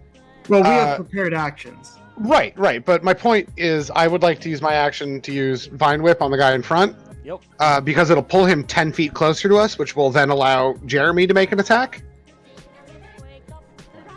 Does he See, take damage from that as well? Oh, yeah, no, he takes 2d6. Did you hit him, actually? Oh, well, let me roll that first. That's going to be plus my spellcasting modifier. I've got that written down. That's a +8, so that's going to be a 20. Yeah. Yeah. So he takes 2d6 damage right off the bat. Not 21d6. That's going to be 8 damage. Okay. And then, since Jeremy has been preparing an attack,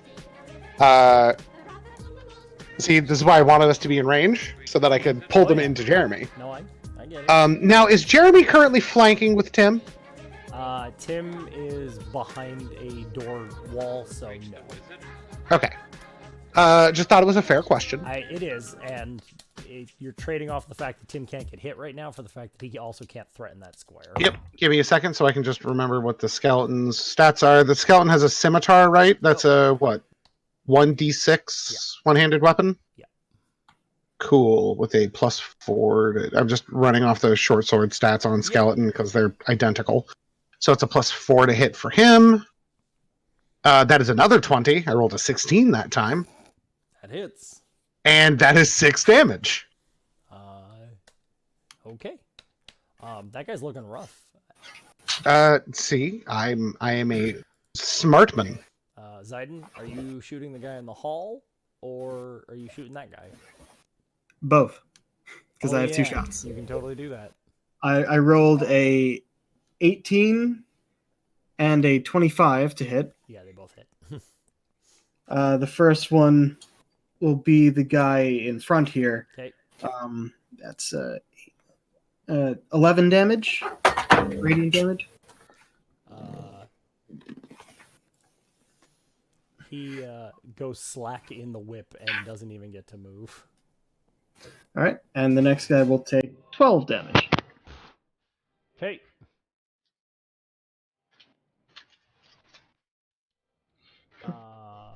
All right, we're in. Oh.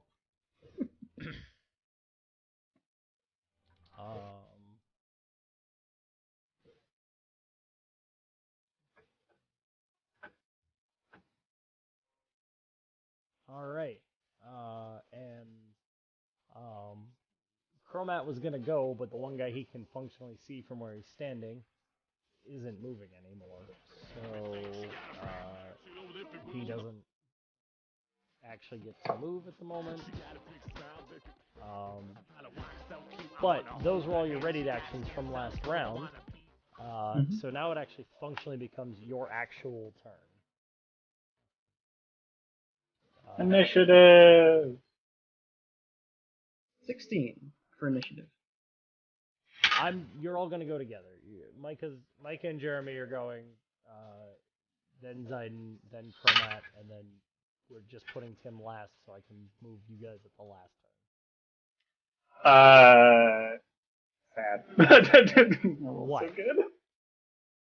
Huh? Rolled so good on the initiative. You always do good on your initiative. I know, but it rolled a 20. Hold on a second. I'm gonna go grab some water. That being said, can I go first? Does anyone mind me doing the boat thing first? I do not. Because the boat thing might make things slightly easier the way I'm going to do it. Hey, give me a second.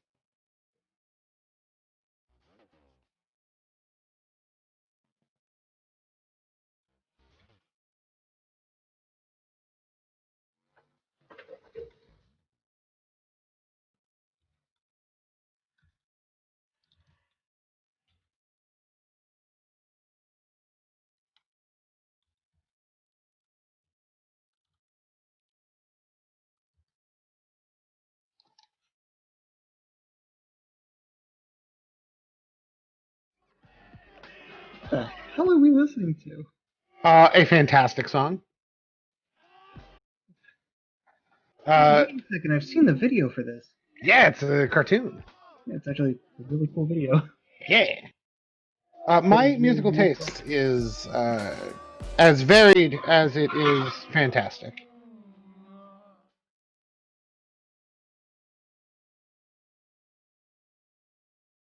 Ooh, yep. Gosh, the soundtrack is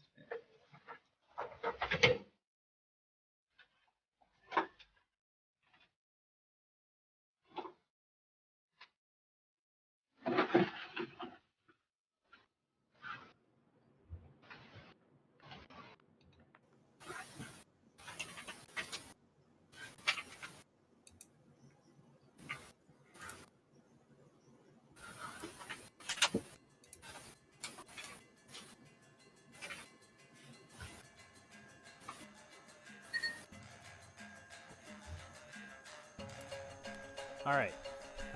Boat things. Yeah, boat things. I'm gonna just take your token guy off of here because you're the boat. I know what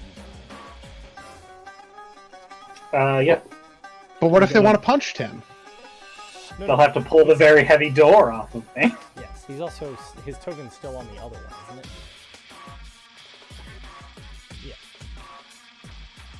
His token's still on that. I just meant I copied his one over to the space map because I thought that was gonna, Wait, I think I'm on the wrong board. stand by. I'm seeing the space view and not the boat view. Yes, because we all jumped to the space view while he's doing the ship thing. Oh, okay, cool. So Can we just say for the sake of simplicity that a turn on this boat is 60 degrees and not 45 degrees? it's one side of the hex. It's 45 for the purposes of flavorful description. Like, Okay. You turn on a hex. Point. You turn on one side of the hex. Sure.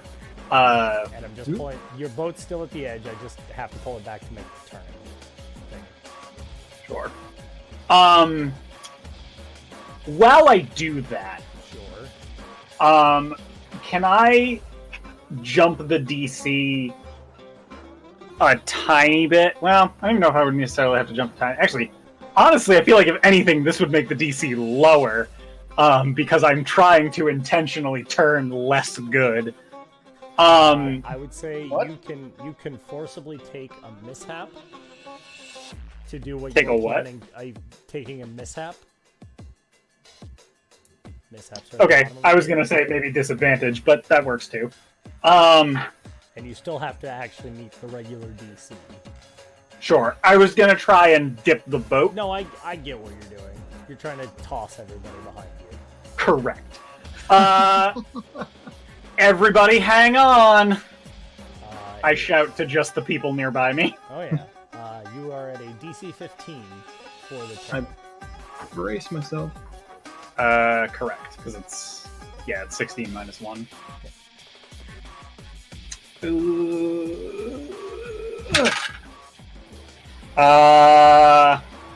That's gonna be a 13. Okay. You are now at 2 mishaps, and the boat fails to turn.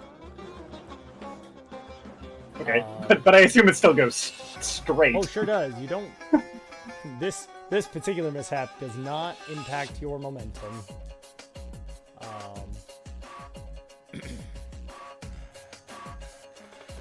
Stand by.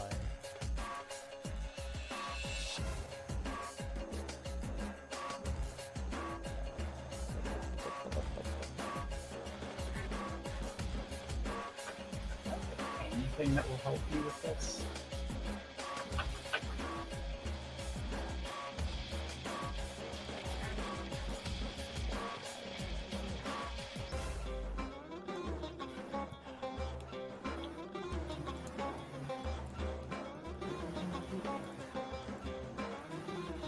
This is not what I want. It won't let me move the map now.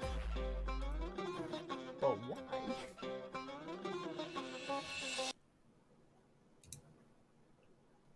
I mean, you're just trying to make more space to the Yeah. left. I mean, you could just drag the two big main assets to the right a little bit. That's the thing. It's not letting me. Are you sure you're on the Well, yeah. assets level? No, I don't know then. Oh. Oh no, you didn't make the sun as one big asset. Look, man. That wasn't me criticizing you. That was me being sad for you.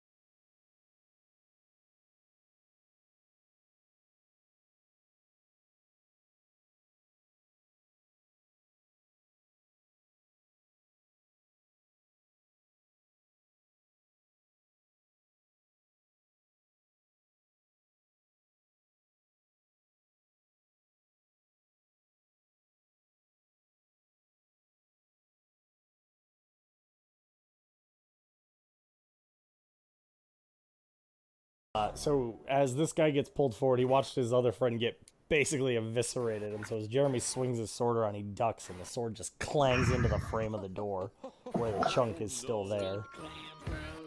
Still smoldering, in fact. Alright. That was those two. Zyden.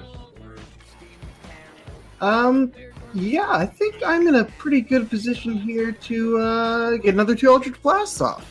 Sure. I'm just shooting at the guys who are coming through. As Mathus pointed out, choke point. Yep. Let's see, that's a natural 19 and 14. So +6 on both those. That's all over 20. That should hit. Well, one is 20. Oh, gross. Right. And damage. The one who's already been damaged here, who's up front, is going to take 7 damage. Okay. And the other one will take 10. There is no other one, because from where you are, you can only see that guy. I can't see the second guy back there? Nope. Oh. That would be some pretty generous line of sight rules Oh, well, from where you are. I don't actually... Huh. I guess the door doesn't go as far to this side as I thought. No. Oh, well. Also, bear in mind that the squares are 10 feet. 10 feet. Oh, these squares out. Okay. I can't scale this large enough without making a gigantic map. Okay. Which actually... What's the range on Thorn Whip? The range on Thorn Whip? Yeah. 30 feet. Okay, so you definitely had range to get him. Well, actually, you have to move there. You had pulled him to there. Did you want to? Can we say Jeremy moved up to finish the attack? It's a 10-foot pole, so it They're should have 10-foot pulled it. squares. He was Oh, they're back here. 10-foot squares. Yeah, sorry, I forgot. I thought that they were 20-foot squares or 5-foot squares. Other way around. Other way. That explains it even less. I was under the assumption that they were 5-foot squares. The other guy was close 'cause- enough, so it was a pedantic difference, but Right. Well, in that case, I would have changed my approach. okay. I would have gone with the chill touch instead, Okay. because it's more just straight damage. Well, we'll just say that he took that amount of damage, but it was from Chill. Yeah, that's fine. Okay. And then I would have. I guess I would have. Hold on. I'm gonna go to select move. I would be there still. Okay. Jeremy would be here, Okay. preparing an attack for when they get close enough. Well, you'd still have to be up in front of the wheel if you wanted to take a shot at that guy back in the hallway there. Mute for a minute. Oh, that works too if you're going to go back behind the table. Yeah. So that's 10, 20, 30, 40, 50, well within the 120-foot radius of chill touch. Yeah. So there. Yeah, that works. Sweet. So that guy took damage. So Zyden, where are you? If you want to shoot that guy, you can move there. And then you could actually shoot both of them. I assume he's shooting over the door that is... We're going to say that the door falls during that ridiculous turning maneuver. So I am no longer behind cover. No.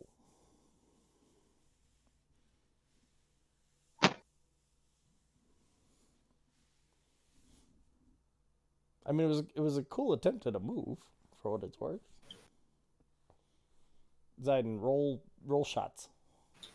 You hit the first guy, right? You hit both.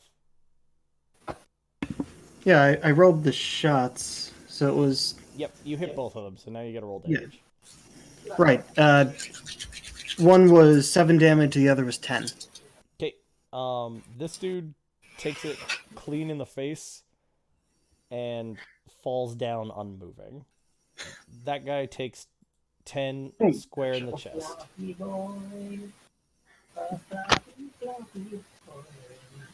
Alright.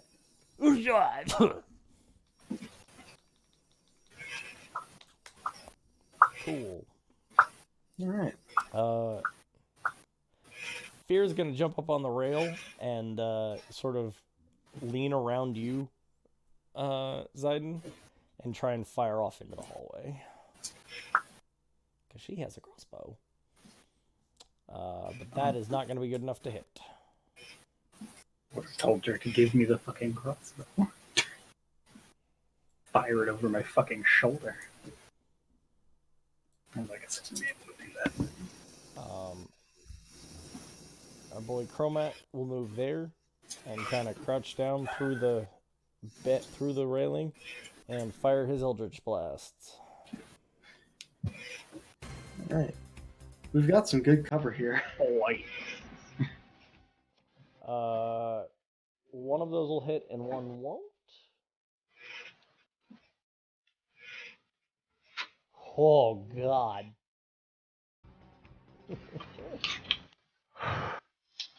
Yeah, so following your move, Zyden, he lines up one of the shots. One of them flies and slams into the half-carved door frame. He didn't quite account for the narrowing of the passage, but he lines up the second shot, and as this sort of hissing lizard man is busy reeling from your shot, he manages to just find his feet in time for another blast to nail him.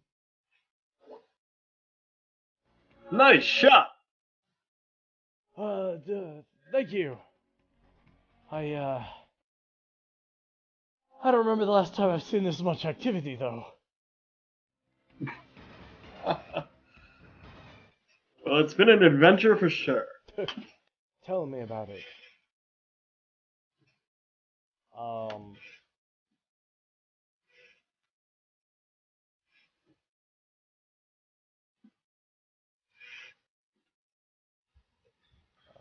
For the purposes of semantics,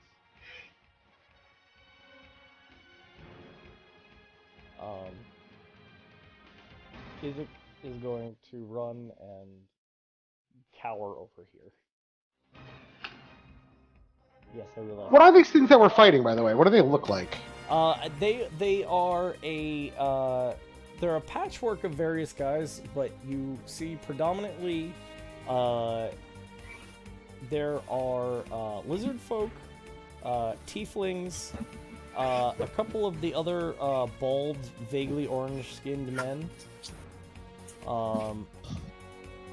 and you do see that these two guys in the back, and the reason you can see them is because of this, are two very bronze-furred minotaurs.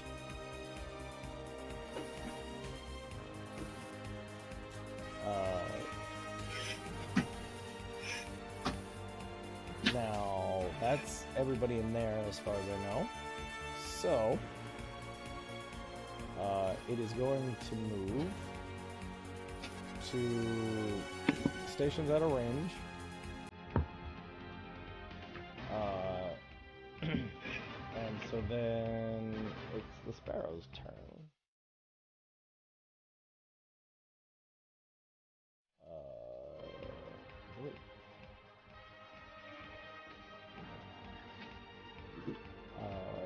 So the sparrows give chase, but I mean you're still trekking along, so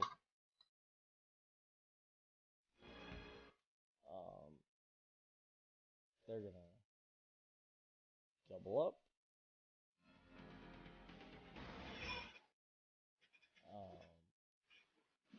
I'm not gonna swap you guys because we now come back to these guys.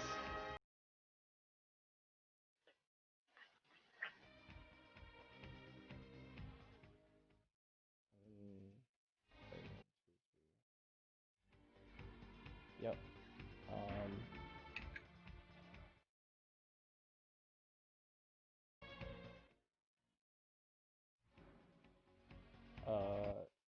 This guy is gonna go that way. 1, 2, 3. I'm guessing I'm too occupied to stab him. Yes. 3. 1, 2, 3. I am, but I will point out that Jeremy's not. Oh, yeah, Jeremy gets attacks of opportunity. Oh yeah. Well, he had to spend the first 10 to get into the doorway anyway, so he was gonna finish his move. So yeah, go for the attack.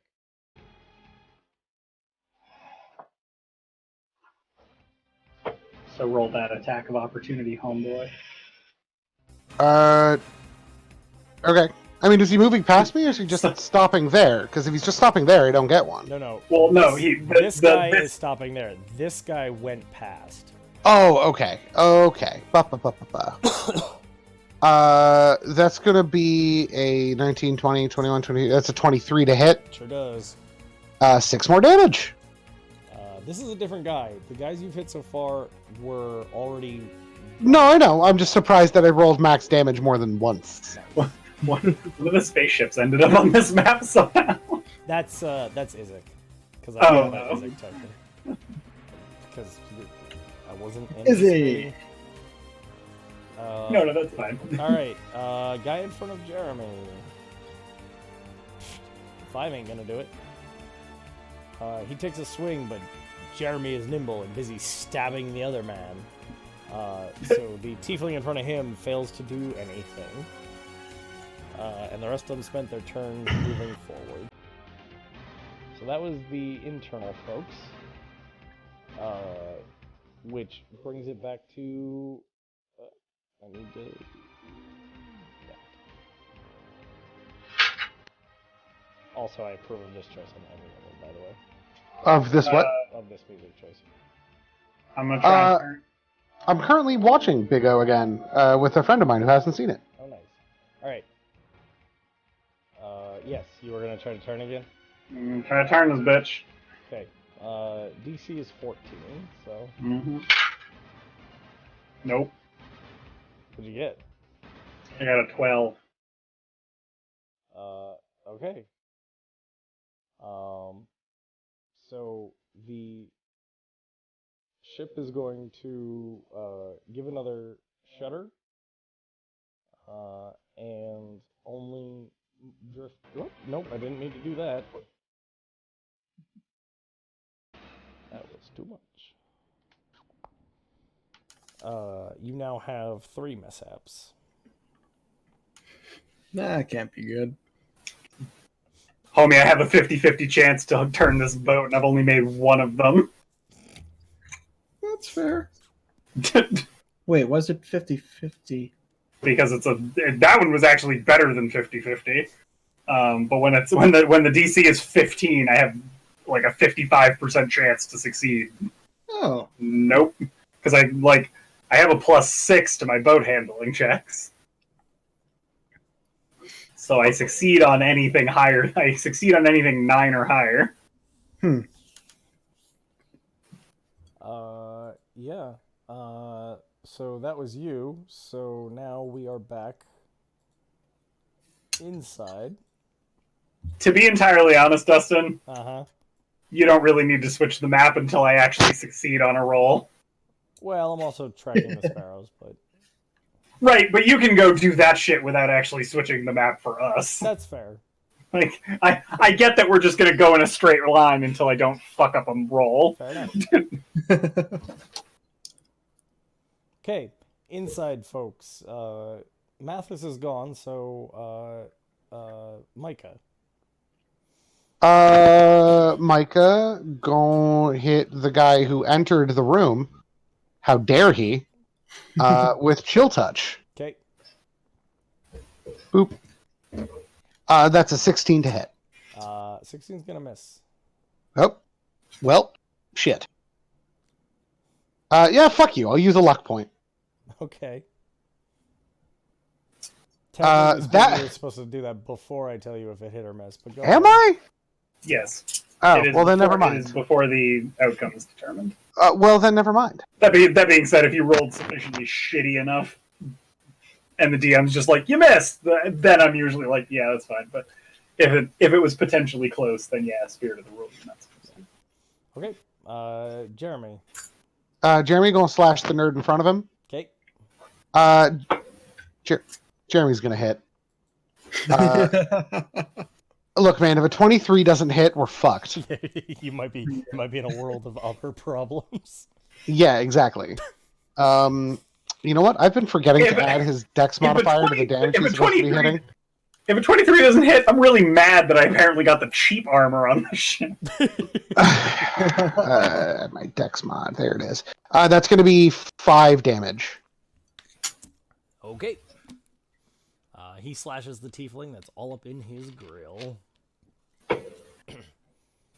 He is a very pale, sort of tangerine-colored tiefling.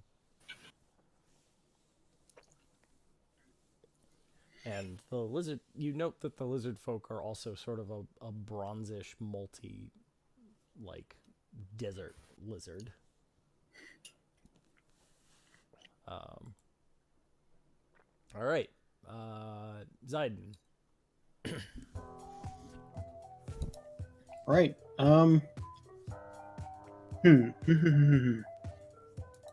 Let's see. So, one guy got in near us here. There, he's attempting to round the table. All right. Gonna shoot Eldritch Blast at him. Okay.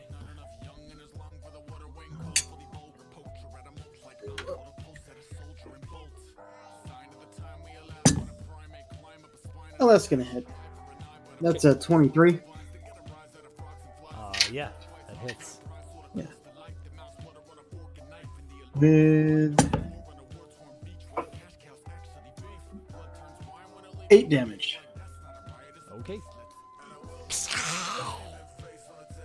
And the second one's gonna shoot at him now. Oh, I'm sorry. Your Eldritch is radiant.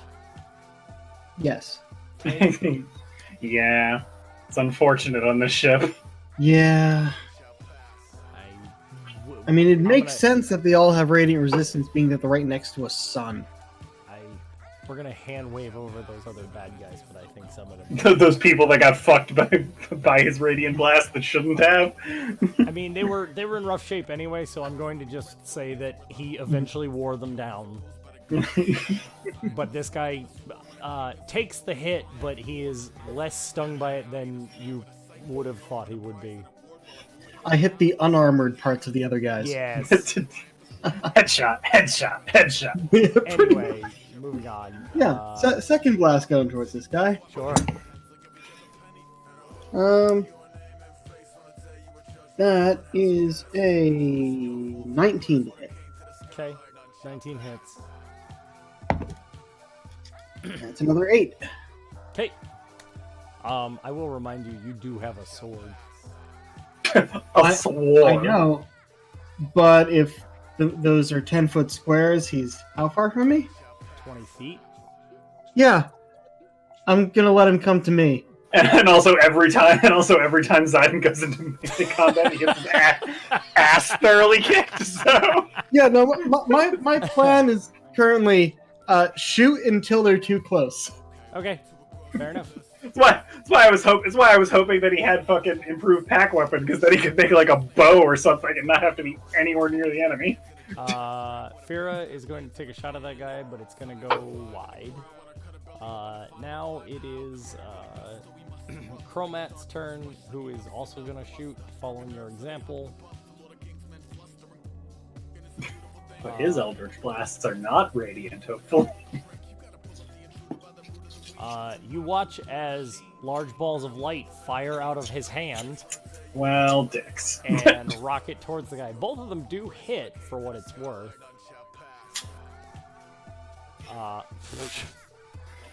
For a disgusting amount of damage.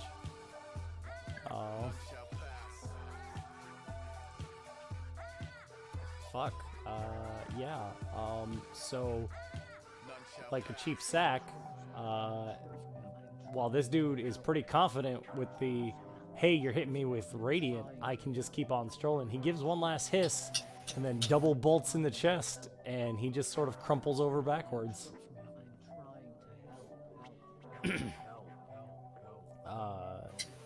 That was Chromat's turn. Sparrows, which are close enough now. Mm-hmm. You see streaks of fire go past the front window.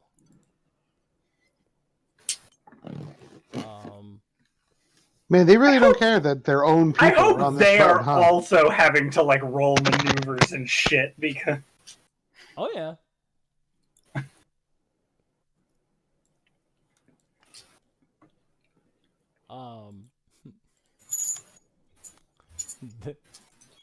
They also have feats.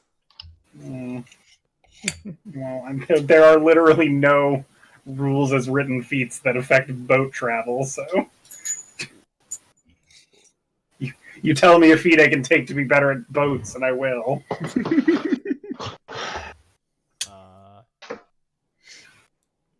This one's going to... One of them does dash up in front of your window.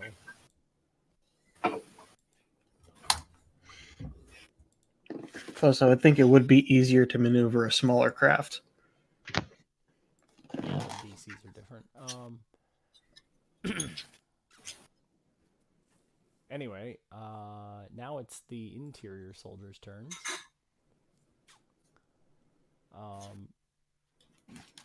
This one's gonna try that same motion, so Jeremy can give it a go.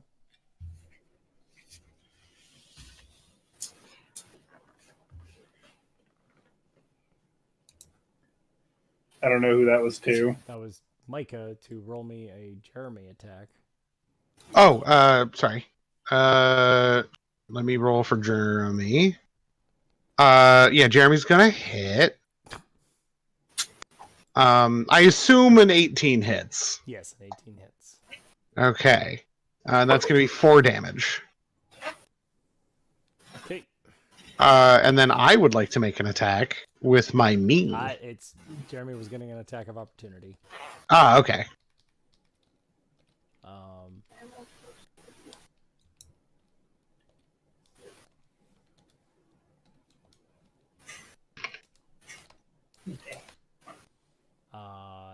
This guy is going to finish spending the rest of his move to get here. But that took both of his actions. This dude's gonna go up in here. Why are you touching his dick? Put my hand under his tummy and it's all wet. Jeremy. Why? Oh, it actually just went up. Okay. That's a natural 20 and a 16 to hit. I don't know what Jeremy's AC is. Well, if you rolled a nat 20, it doesn't matter. No, it I thought hits. that does the 16.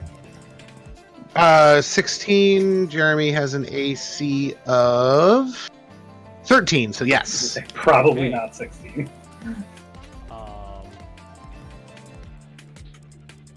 So the first guy is gonna do 7 points of slashing damage, All right.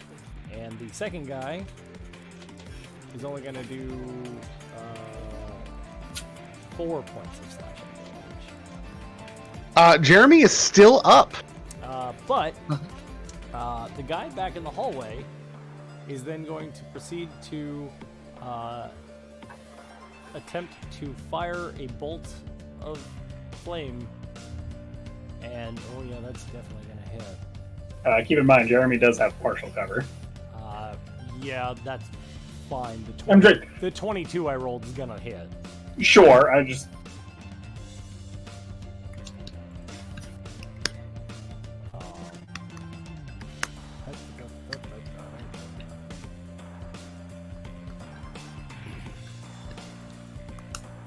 And Jeremy takes 9 points of fire damage. Jeremy crumbles to a pile of bones.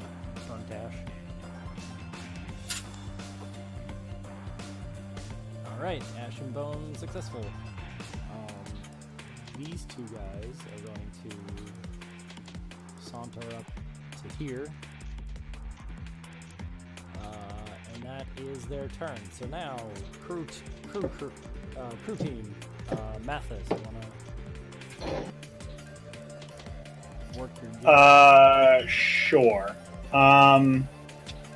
I'm gonna go ahead and make another turn action. Except this time I'm not gonna turn 60 degrees left or right. I'm going to turn 60 degrees up.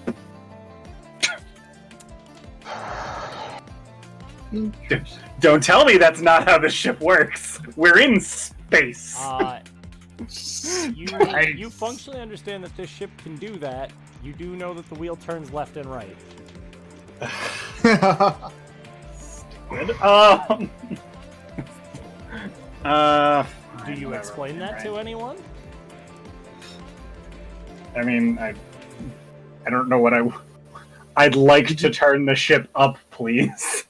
You could just yell Do you out, actually "Here we say go." that? Is my question. Sure.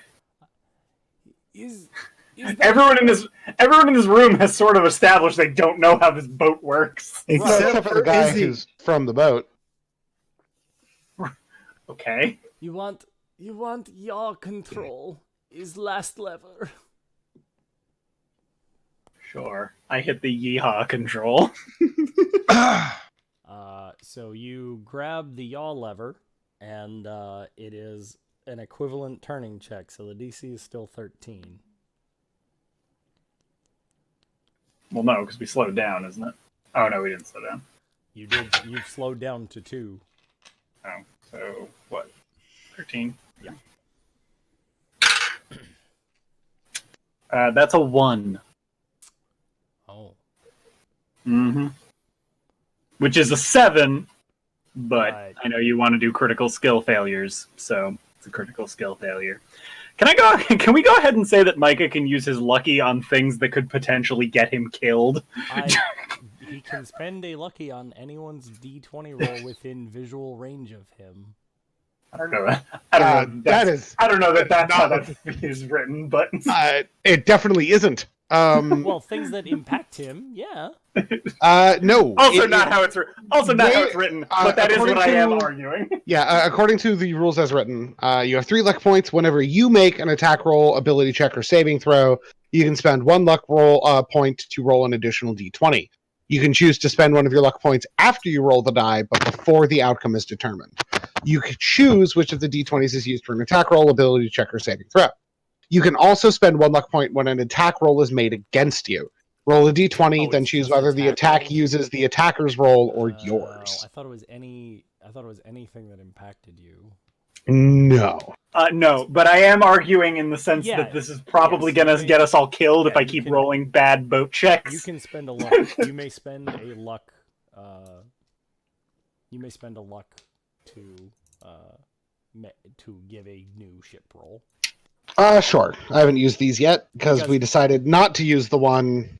I remember that we had a whole fucking kerfuffle about it, and I rescinded the luck point I was going to use last session. Yes. So I will use the first of my 3 luck points for this long rest. Didn't you use one just a little while ago? No, I didn't. Oh, okay. Because I didn't take a second attack roll because the attack had already happened. Okay. Oh, yes. That's right. Yes. Okay, well that one's a 24. Yeah. So you yank back on the yaw, and the ship noses upward. And you both move forward 2 spaces. You move forward a space and up a space. Excellent.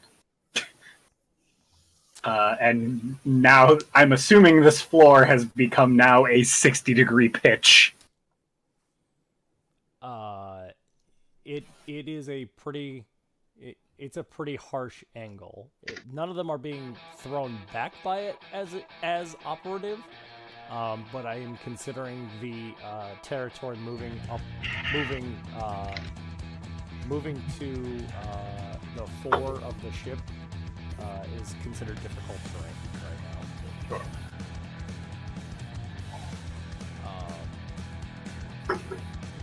So,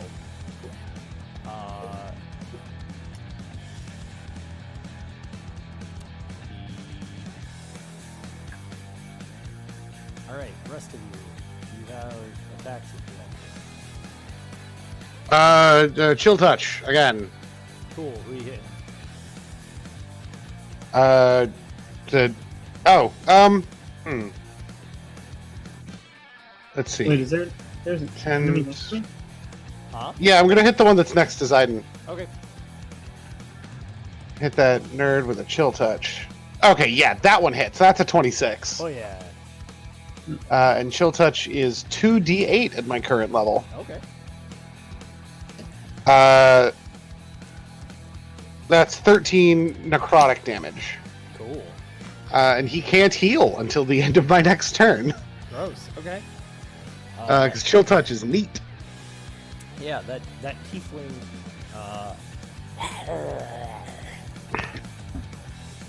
As a blistering ghostly hand reaches out and bitch slaps that motherfucker. Cool. Jeremy's gone, so Zyden, there's a dude all up in your grill. And I'm gonna slash at him. Go for it. Alright. That is a... I believe you get to add your spell modifier because it's attack weapon. Wait, what? No, it's charisma. Oh, sorry. But he is Yeah. proficient in it, so yeah, it is the same as his, Yeah. his spellcasting ability. Alright, so 16 to hit. Misses. And the second slash. Oh, that's a natural 20. Yeah. Well, I That- mean, roll damage, but I have some assumptions. That's 6. 6? Crit is double the dice roll, so 9. Okay.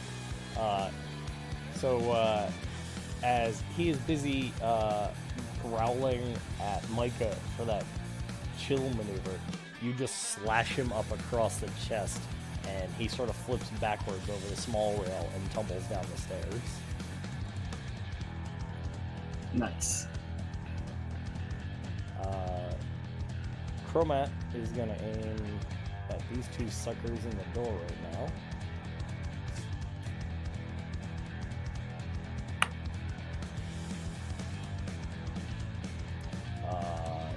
Neither of those is gonna.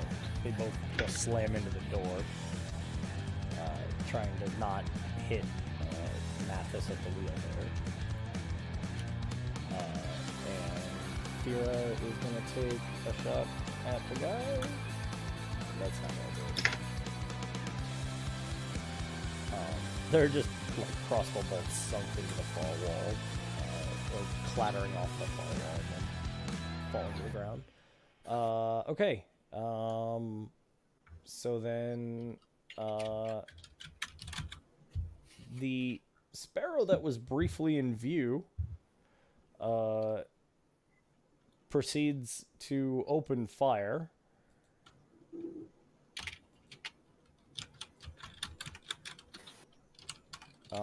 It manages to tip itself upward without killing the guys on board. And then it opens fire, and you feel the ship shudder as you get hit. The other one's gonna try and navigate. Nope. Okay. That's an important note. Alright. That was the sparrows. Soldiers. 1, 2, 3. He's gonna finish his move. Keep in mind that's all difficult terrain now. 1, 2, 3. Yep. Since he's double moving anyway, he can just get there. Yeah, I was just making sure you were taking account of the I back. had forgotten. Thank you for reminding me. 1. That dude can only get there. He climbs onto the poor table. Huh? Nothing. I was just cracking wise. Nah, yeah. There's a 5 foot next to the table.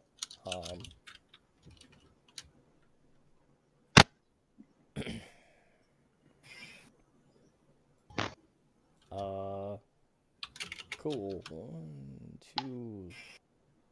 this dude's gonna get in here and attempt to firebolt Mycah.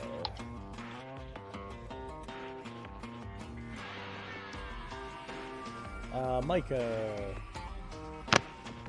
That's me. Yep, that is a 17 for a firebolt. Yeah, 17's gonna hit. Cool. Take 9 points of fire damage. That's fine. Okay. It has yet to cut through my temporary hit points. That's fine. All right. It is back around to your guys' turn.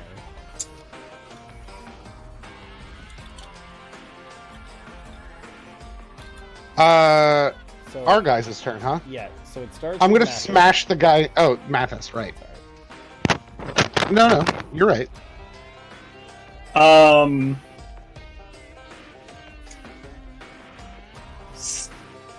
Still partially ascending upwards. I'm gonna try and turn us so that we are more facing towards the planet that we are supposed to be going towards. Okay.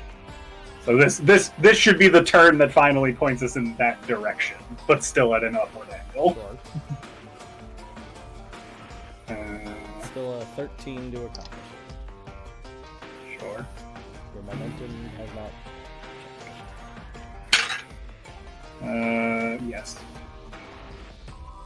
Yes. Yes. Okay. So you pivot and ascend over here. Since you are still technically ascending, you are now also at a plus. Oh, nope. You're now at a the right-hander one I'm now using for your elevation. Toughness, right? Huh? You know the hardness of the ship. I need to know Hardness, what that's what it was, yeah. The sparrows are still technically at 0.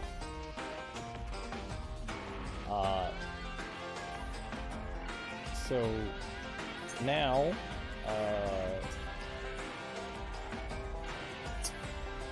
it is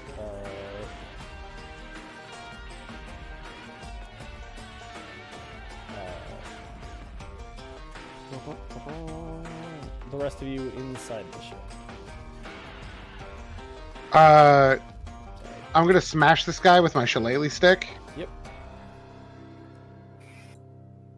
as that is my want. Sure. That is the way. 15, 16, 17, 18, 19, 20, 20. Yeah, so I hit. Yep. So that's a D8 and a D6 plus my charisma modifier. Yep. I mean, wisdom modifier, not charisma modifier. One of those is a lot better than the other. I don't think anyone in our party actually uses their strength for melee attacks. I don't believe How does so. 22 damage sound? You crack that guy pretty solidly.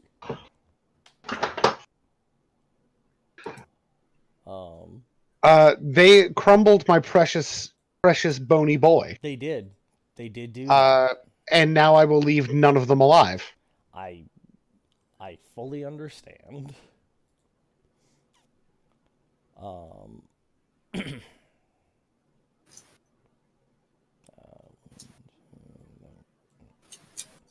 Sorry, I forgot to update with the other dead guys. Okay. So, yes, that is now correct. Yeah, he is looking in brutal shape.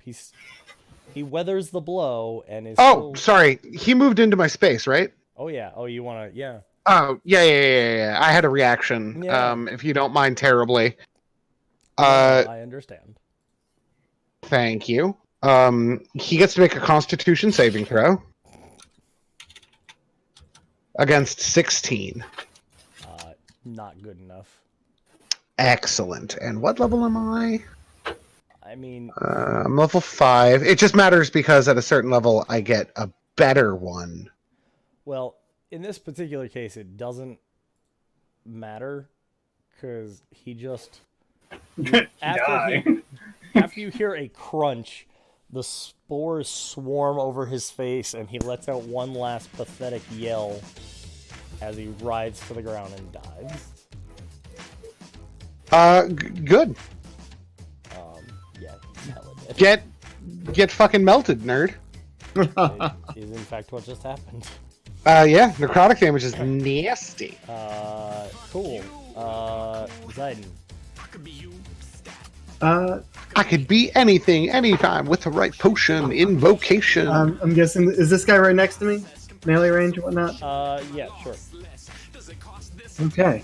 I'm gonna take a slash at him. Go for it. That's 18 plus 6. Yep, that's a 24. Yep. And that's 6 damage on that. Okay. One bottle in the bag of hold, is it? One gold to pass And the a stat natural check, 20. is it? The extract Okay. you command fact, is it? One attribute you Alex. did not roll. Sorry. So that is 12, 15 damage. Yeah. That's max. I mean, you hear the screaming, writhing pain from behind you, and you take courage because you know you've watched this mushroomy death before, and you decide, you know what? I can be pretty lethal too, and you just slash into this guy, and he gives one pathetic gurgle of his own. And he's toast.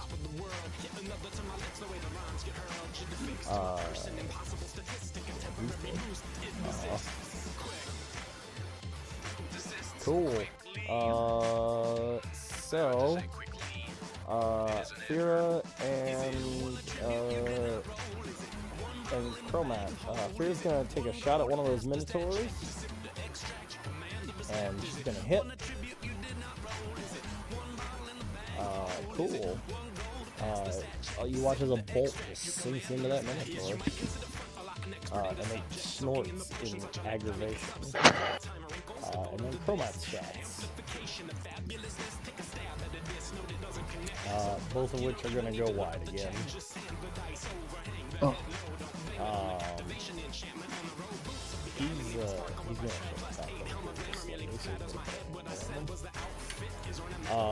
cool. Now, at the conclusion of that turn,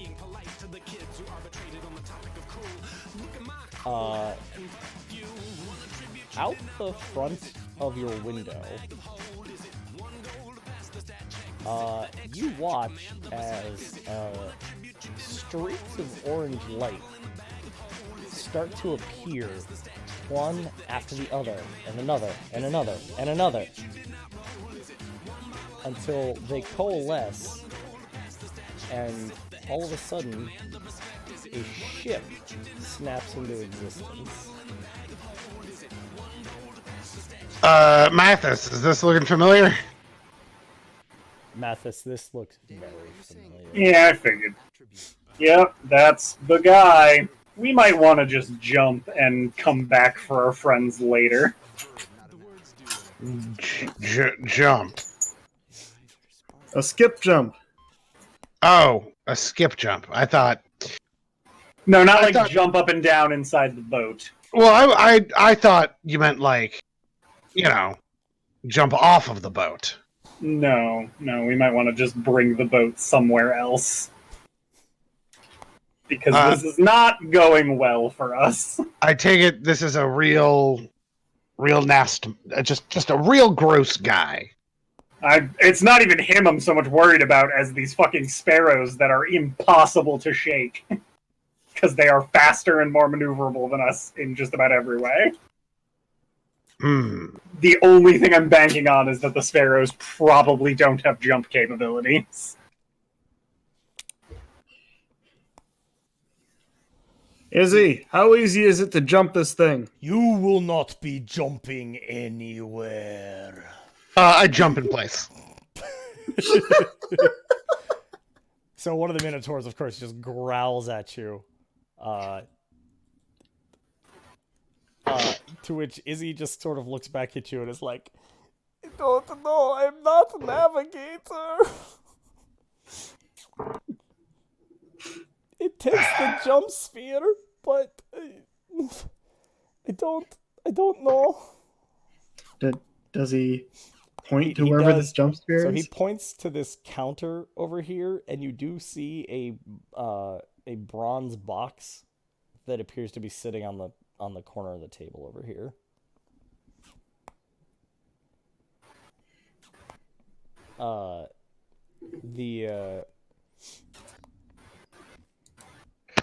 One of the minotaurs does shove you, Mathus. Do I get a opposed strength check, an opposed athletics check for that? He's more just sort of pushing you to be like, get off the wheel. He's not like pushing you backwards.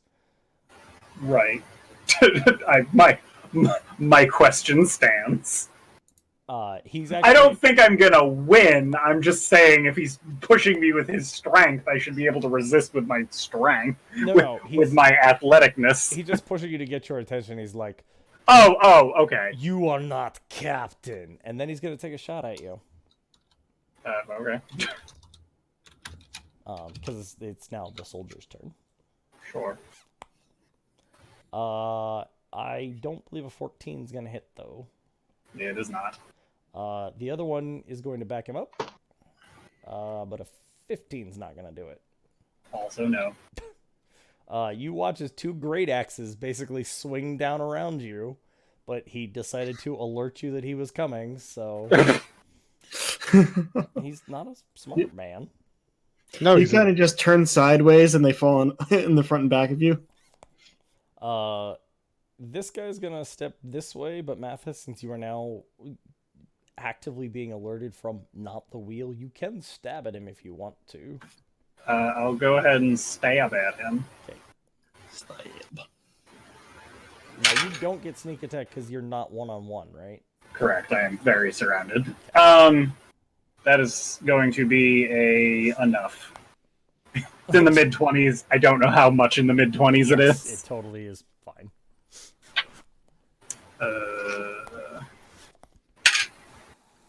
7 damage.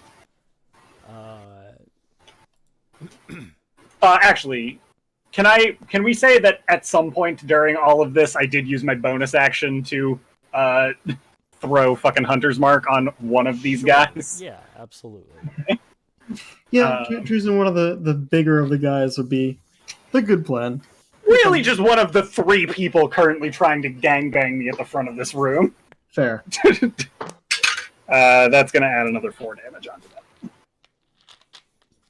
Okay. 11 total? Yes. Cool. So he is still gonna skirt by. One,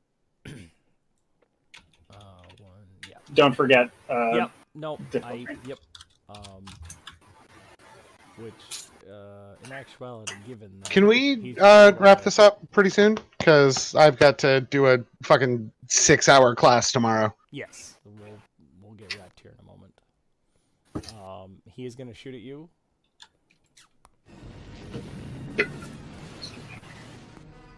But miss. Alright, that was them. Internal team.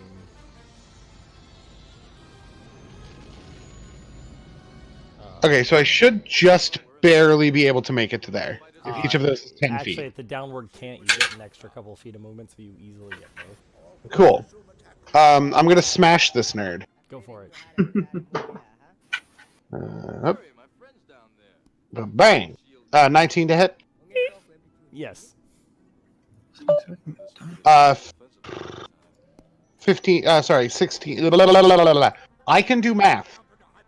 I can do math.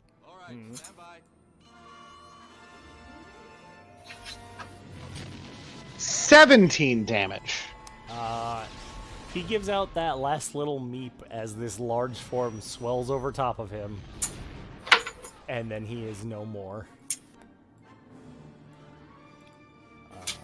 While we're on Alex, use a luck point.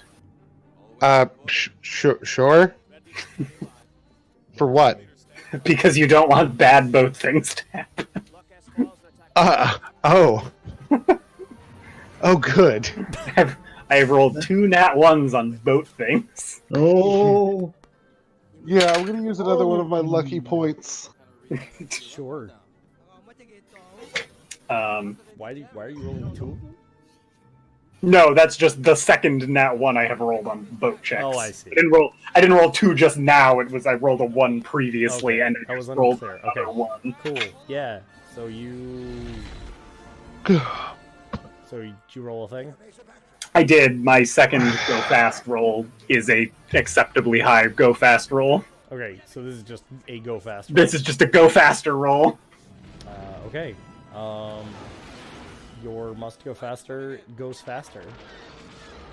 I've not figured out how to jump yet. Also, can I see the space map just for a quick second? Because I would like to know where the other boat is. Absolutely. So you are Ah, here. 1, I see. 2, 3.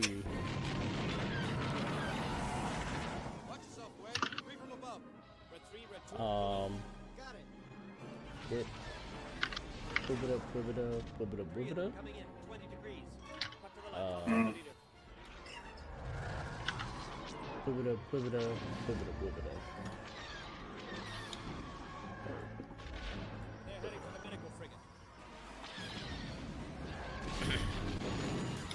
Not that you can see that, but just for point emphasis. Alright, rest of the internal team. Well, I did my thing. I did a smashy smash. The only other thing is that I will use my bonus action to switch Hunter's Mark to a different guy. Sure. Which one of these minotaurs? Left guy. Okay, cool. Actually, no, bottom guy. Cool. Zyden, you doing anything? yeah, I'm gonna shoot at these guys across the table. Okay, go for it. Hello. Let's see. That's 20 That'll hit. and a 19. That'll hit. Yep. All right. So, first one will be 9 damage, and the second will be 11 damage. Which are you shooting? One of each? I'm assuming that Mathus is in the way of the other guy. Sure. So you did both to that. So what was the total? 8, 10, 11, 19. Okay. Cool. They slam into him, and he looks over in your direction with a snarl. Okay.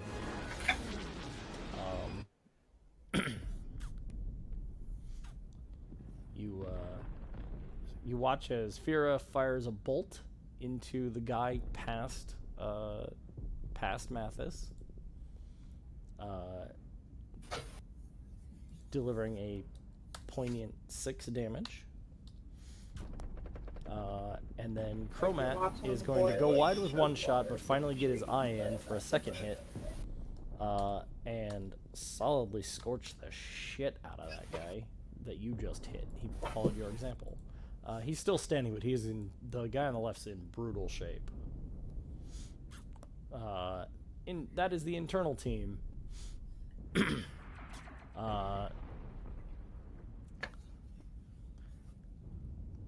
The Sparrows took their move.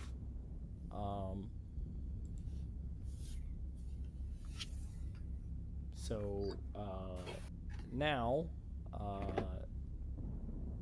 the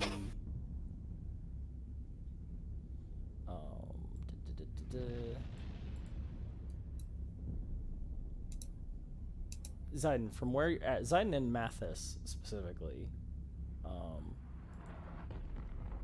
from where you're standing, you see the second button from the right on the table starts to flash and give off a soft whoop, whoop, whoop. Don't like that. Don't like that one bit. That can't be good. And then Izzy, what button is that? What does that one mean? is the hailing button. Is for communication between ships. Oh, shit. Oh, well. We don't need to pick that up. Is that button within arm's reach of me? No, Oh, it's around the damn. side of the tray. The Minotaur guys right behind you are in arm's reach though, and they're both. Yeah, I figured. figured. That is a 23 and a 16. Yeah, that will. The 16's not going to hit me, but the 23 will. That is 10 points of slashing damage.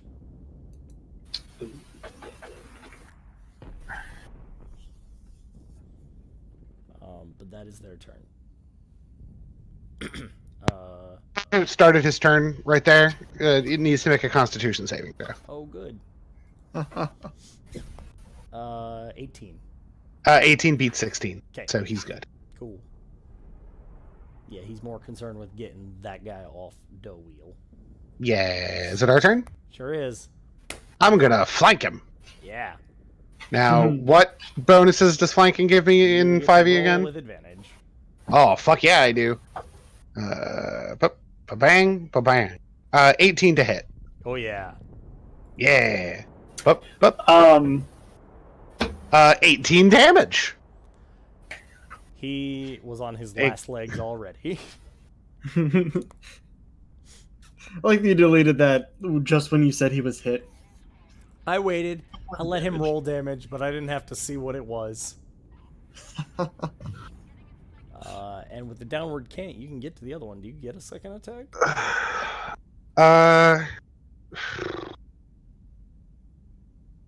Yeah, I moved and I smashed. Those are my moves. Okay. Zyden. Do I have a clear view of this guy? You could lean and not shoot Mathus. I can also move. As I say, even at that, I only count as partial cover. So Like I say, I can move here and probably have Yeah, a better shot. easily. Yep. You're also now standing directly next to the flashing button.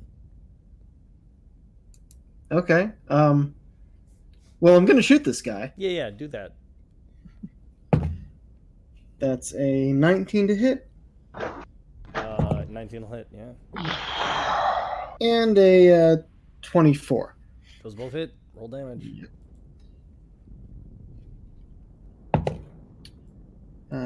7 damage and 13.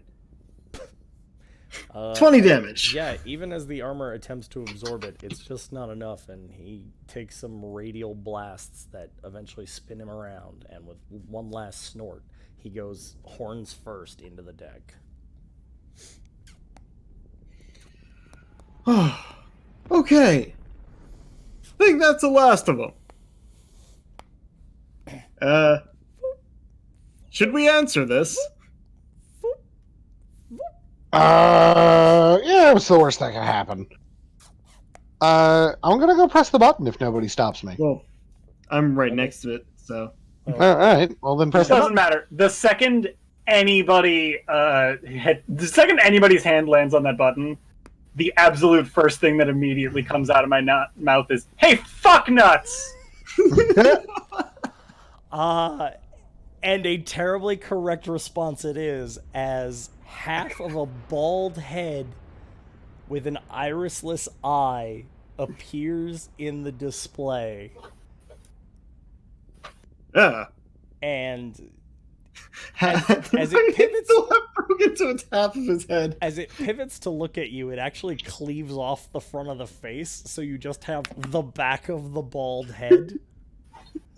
But you most assuredly hear a resounding voice.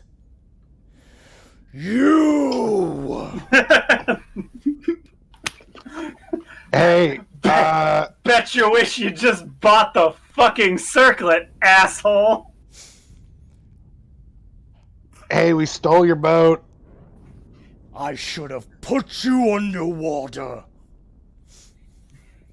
Hey, Mathis, is this the guy? That's Cherub, yep. This is the guy? Well, it appears that I have time to fix my mistake. Somebody go over there and slap the leave button, please. Figure out how it works. Yeah, I'm gonna go over to what Izzy was pointing at for how to make the skip jump work. Sure. So you go over to the big brass box. Assuming it's up here somewhere. Big brass box, trademark. There, other side.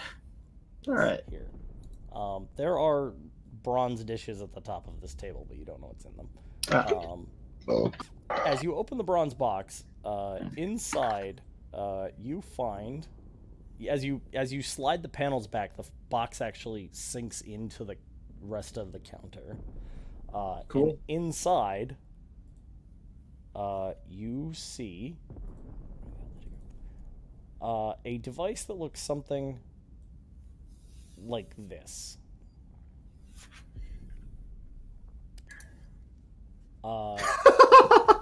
Except the sort of half sphere where the paper is inserted is actually a full sphered tube.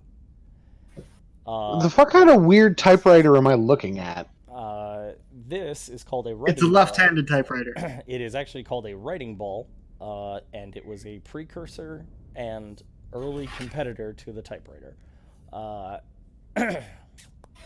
I can't imagine why it didn't hit it off. Anyway, the half-rounded paper is actually a full brass tube on this device that you were looking at, and through a small slotted window on the side of the tube, you can see swirling around inside is a vibrant light liquid that, as you stare at it, dances with a rainbow of colors. And it almost hurts to look at. There's only a small slot that it glows through. Oh. And importantly, you notice that there, all along the top of the sphere, are a number of keys. And the keys are inlaid with runes. Runes that, by all coincidence, you can read. Okay. They look like this. All right. Celestial. Yes, all of the runes are in Celestial. And nope, don't want to do that. Hold on.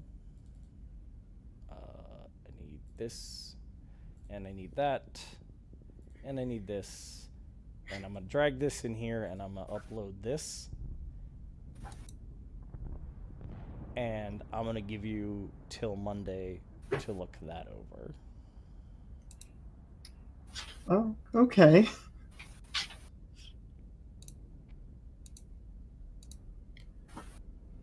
Oh, that is detailed. All right.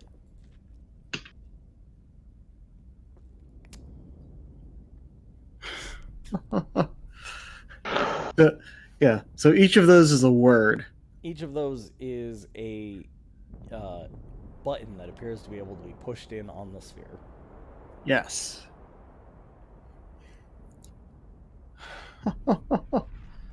Okay.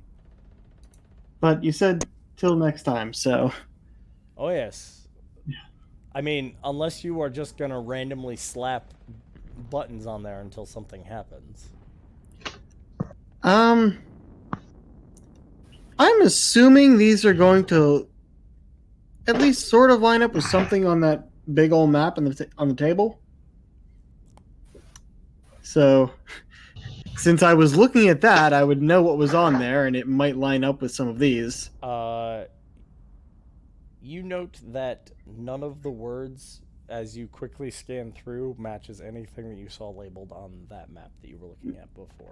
Nothing at all? Nope. Not even combinations of them? Nope. Great. Yep.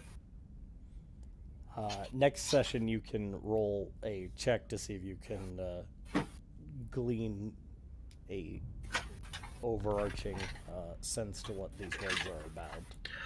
Okay.